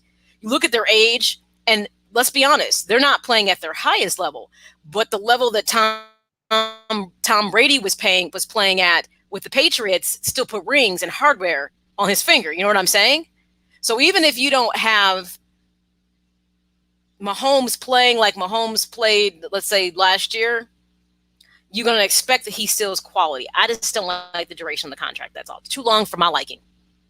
Yeah. Also, you also have to figure where a quarterback salary is going to be at that particular point. Okay, because he's worth about $400 million and change, and not that it's bad, but I'm saying 10 years is a long time, and if he starts. I think you think about it. If he did it at 5 years, a 5-year extension, okay, the kid be 29 or no, depending on because it starts 2 years because this year he's got this year and next year, and then when it kicks in. So 7 years he'll be 31 years old, still prime quarterback years.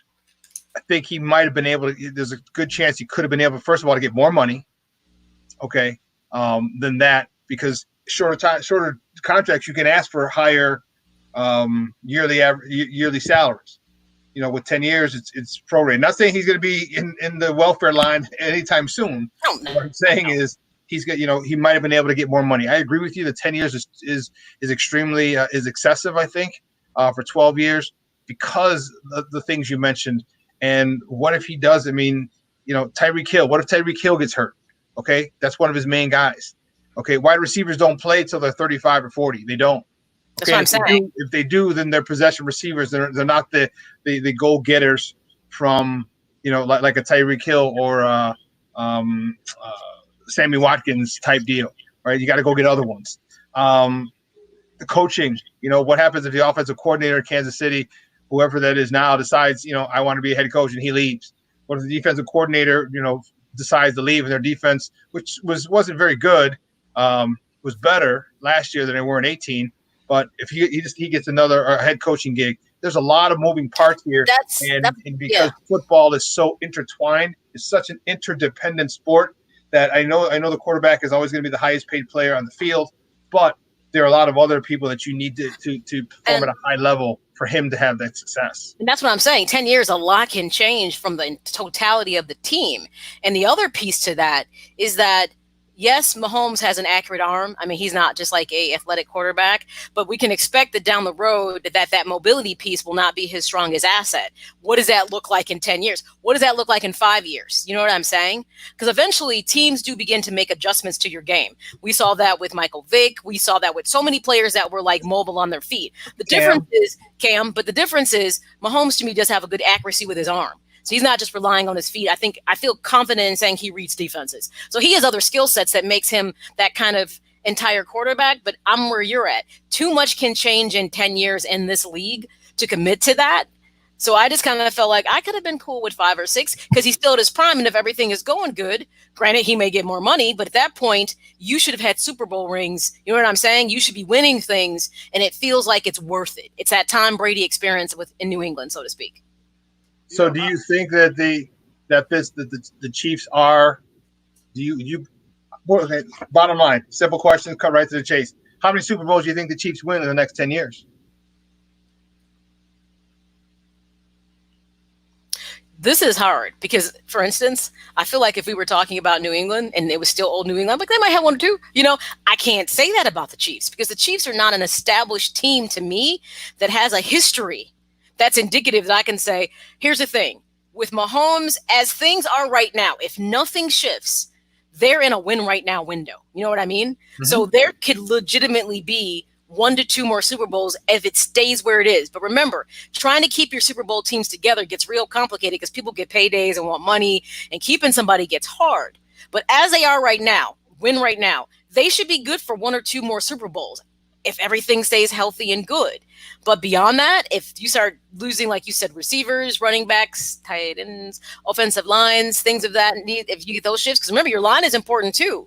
If those things start wavering, now that changes your ability to win Super Bowls. Because this is a very, like you said, fine-tuned machines. How long will Andy Reid be there? Is he going to be there forever?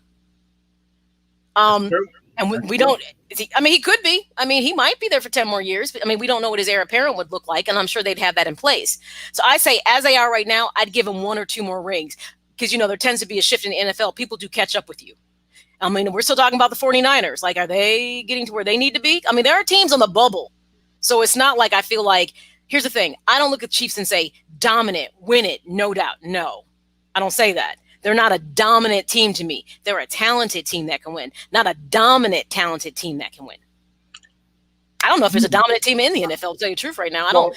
That narrative has been gone for a couple seasons. There is no real clear cut. If they can get a defense that's middle of the road, because God forbid they can get a top 10 defense. If they get a top 10 defense, then I would easily call them dominant. But their defense is what it's soft. Yeah. But even with a crappy defense, they still got to the AFC Championship game 2 years ago, and with a little better defense, they got to and won the Super Bowl last year. One of the things that's really scary about this Mahomes kid is that despite the fact that he doesn't have a good defense, okay, he's one of those guys like, okay, I'm just going to outscore you. We have the talent. We are just going to outscore you, and they have been able to do that for the last 2 years. So they have guys in place. I say for the next 2 or 3 years that they can do that, and that's really scary to me because I want to call them dominant, but I still feel there's other teams that they're better. 49ers defense? Come on, man. Yeah. Real talk.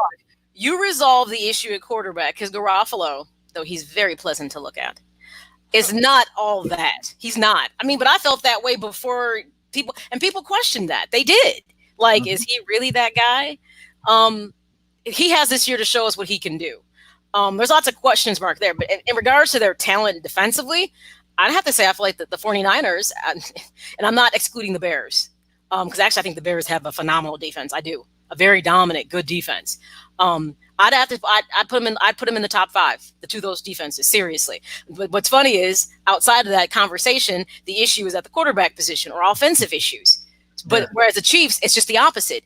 Their offensive thing is clearly in place, and he's good enough that he makes the defense's glaring inabilities not be a setback. Because you've watched the Chiefs be down like 15, 20 points and come roaring back like there was never a scoring deficit because of Patrick Mahomes. But my thing is this too, and crew. It's that offense works well together.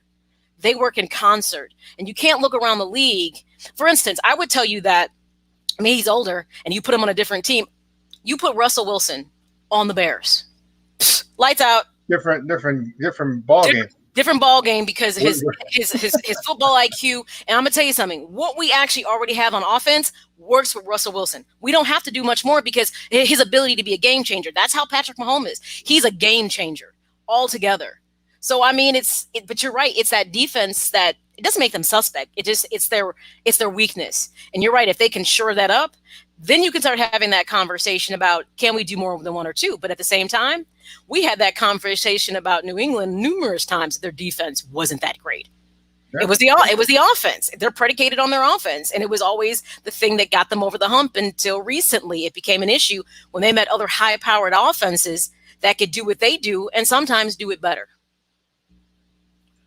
You know, I just want to say real quick, and I agree with you. 10 years is a long time. It's a long time. But the window, like you said, for me is 3 to 4 years. You're looking to win Super Bowls. Mm-hmm. You're legit looking to win Super Bowls. So after that point, you know, as a quarterback, you're going to get hit. You're going to get touched. Mahomes has already had an injury last year. You know, he's not a super athletic like a Lamar Jackson, but he's athletic enough to be mobile. You know, to get around. Now. You're in a win now mode with this team right now for the next 3 or 4 years because, like Shawn said, you could lose a receiver. Mm-hmm. You don't really have a stable of running backs. You kind of have some guys.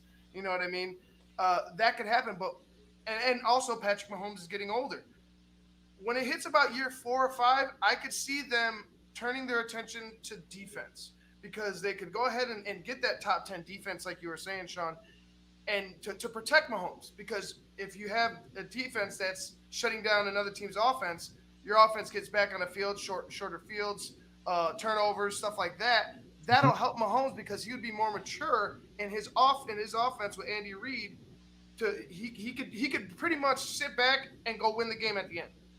You know what I'm saying? So I could see the Chiefs going in that route, but 10 years is who knows? One play. It's you know what I'm saying? One play and there's $500 million. That's a lot of. It's just a long time to me. The window to win is right now, though. It's the last 3-4 years. Within there could be 1 or 2 wins because there are other teams on the bubble that equally can compete. So I think I'm just too long. And not to mention, let's not keep it real. The Super Bowl is one game. It's only one game. It's not a best of 5. It's not a best of 7. You don't have a good game that day. Exactly. That's exactly what happened. It's like, oh. See you next year. See you next year. Shawn's stretching. Shawn's doing a brain stretch. He does that? Brain stretch. But here's the thing though. The Super Bowl is but one game, but everything you do in a season is trying to get you to that one game. Interesting enough, the Super Bowl win with the Chiefs wasn't actually Mahomes' best game we saw. It really wasn't. He wasn't nearly as dynamic and take charge as you had seen him even throughout the playoffs. So that piece within itself, we can say, hey, not his best game at the most important game that tops off the season. But he still did enough to get it done. There's room for improvement, but he's also young. Yeah. And that's why I was like, you got to feel like the sky is a limit with him because there's no way he hit his ceiling. There's still development pieces to his game that we're going to see. So I don't know if that's where they were looking at 10 years to say 10 years, the development, that's a full development realm. I just think it's a long time. But as I just said, Shawn, when you were stretching your brain back there, we know when you do that, you're stretching mentally. But the one thing I'll say is that was Mahomes, not his best game all year. Super Bowl wasn't at all. He was not nearly as dominant, but yet it was enough to get it done because of his cast of characters around him made it work, and coaching and all kinds of other things. And we saw what happened with Peyton Manning. Remember when Seattle won the Super Bowl? I mean, would you have thought that the Denver Broncos and Peyton Manning would have gotten embarrassed like they did with the Legion of Boom? No, because you're thinking, okay, now you have a great defense and you have this unbelievable quarterback who can really kind of maybe influence the defense, coerce the defense, fool the defense, whatever. Because Peyton Manning was, at that particular point in his career, he was so cerebral in his ability to find open spots on defenses and manipulate defenses into things that he wanted to do or coverages he wants to do. He wants you to be in. I never would have thought that Seattle He had Denver 53 Super Bowl touchdown passes. 53 touchdown passes that year. Yeah, I never thought it would have been a situation where they got blown out. And even though if you get to the Super Bowl, then you might have a good game, and the other team just might have the games of their lives. And it's a one-time deal. It's not a series, and that's why it's a tough call. I say they win one more, and then they just continually get deep into the playoffs. We know winning Super Bowls, even trying to do it back to back, is a very difficult task. I mean, that's why very few people have done it. That's why New England gets the respect they get for how many rings they've won over a series of, obviously seasons and decades. You respect the fact that they're a team that it isn't. And the thing that New England, and you'll see them probably be more exposed now than ever, because they've always done well with quarterbacks. When it was Bledsoe, then then it was Brady, and then there was Castle they had there, and then you had Garoppolo, and just enough. They've always done well at that. But to me, that's never been what I felt was their best talent. I always felt their scouting and drafting and development has been exceptional, because half the time no one knew who Sonny Michel was. Seriously. Boom. New England has this way of finding players that fit into, and we always say it's so cliche, their system.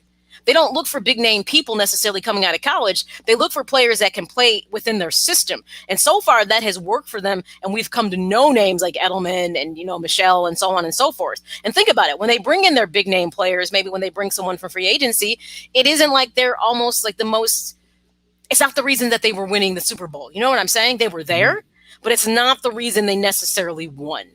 So I will disagree with you with the Randy Moss thing, because that dude had. I mean, well, he was the one player. That's the only.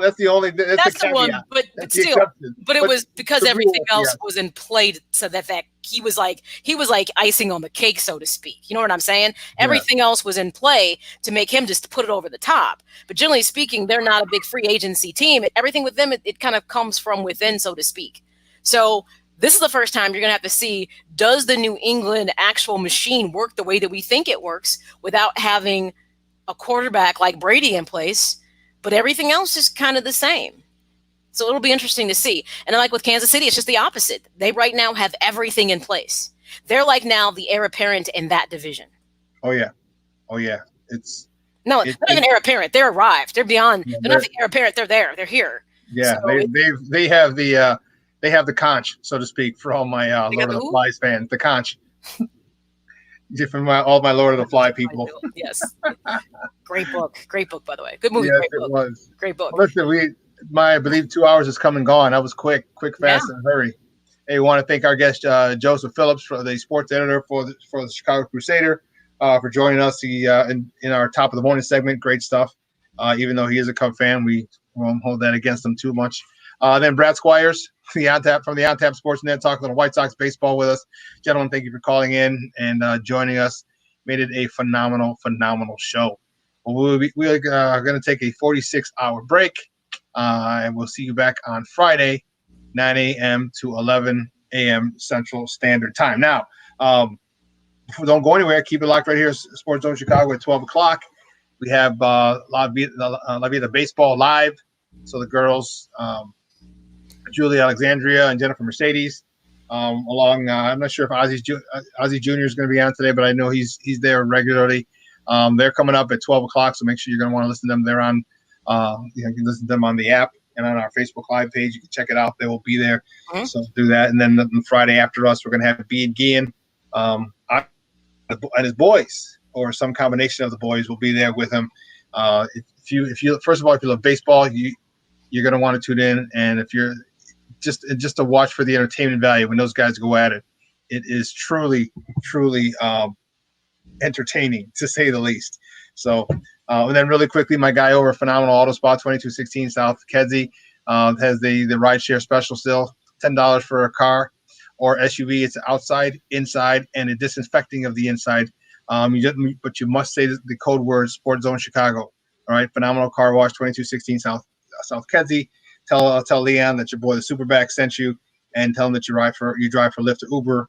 He'll give you the ride share special again. If it's $10 for a car SUV, or it's $15 for an extra large SUV or a minivan, it's outside, inside, and a disinfecting of the inside. COVID still has, it ain't over, like Maya said. Between you and me, COVID is saying that. So there's still people out there. I know you do, don't you? So make sure you stop by. and tell them your boy Superback sent you, and you must use the code SportsZone Chicago. So for our Puerto Rican Swiss Army knife, the Wiz himself, Ivan Vargas.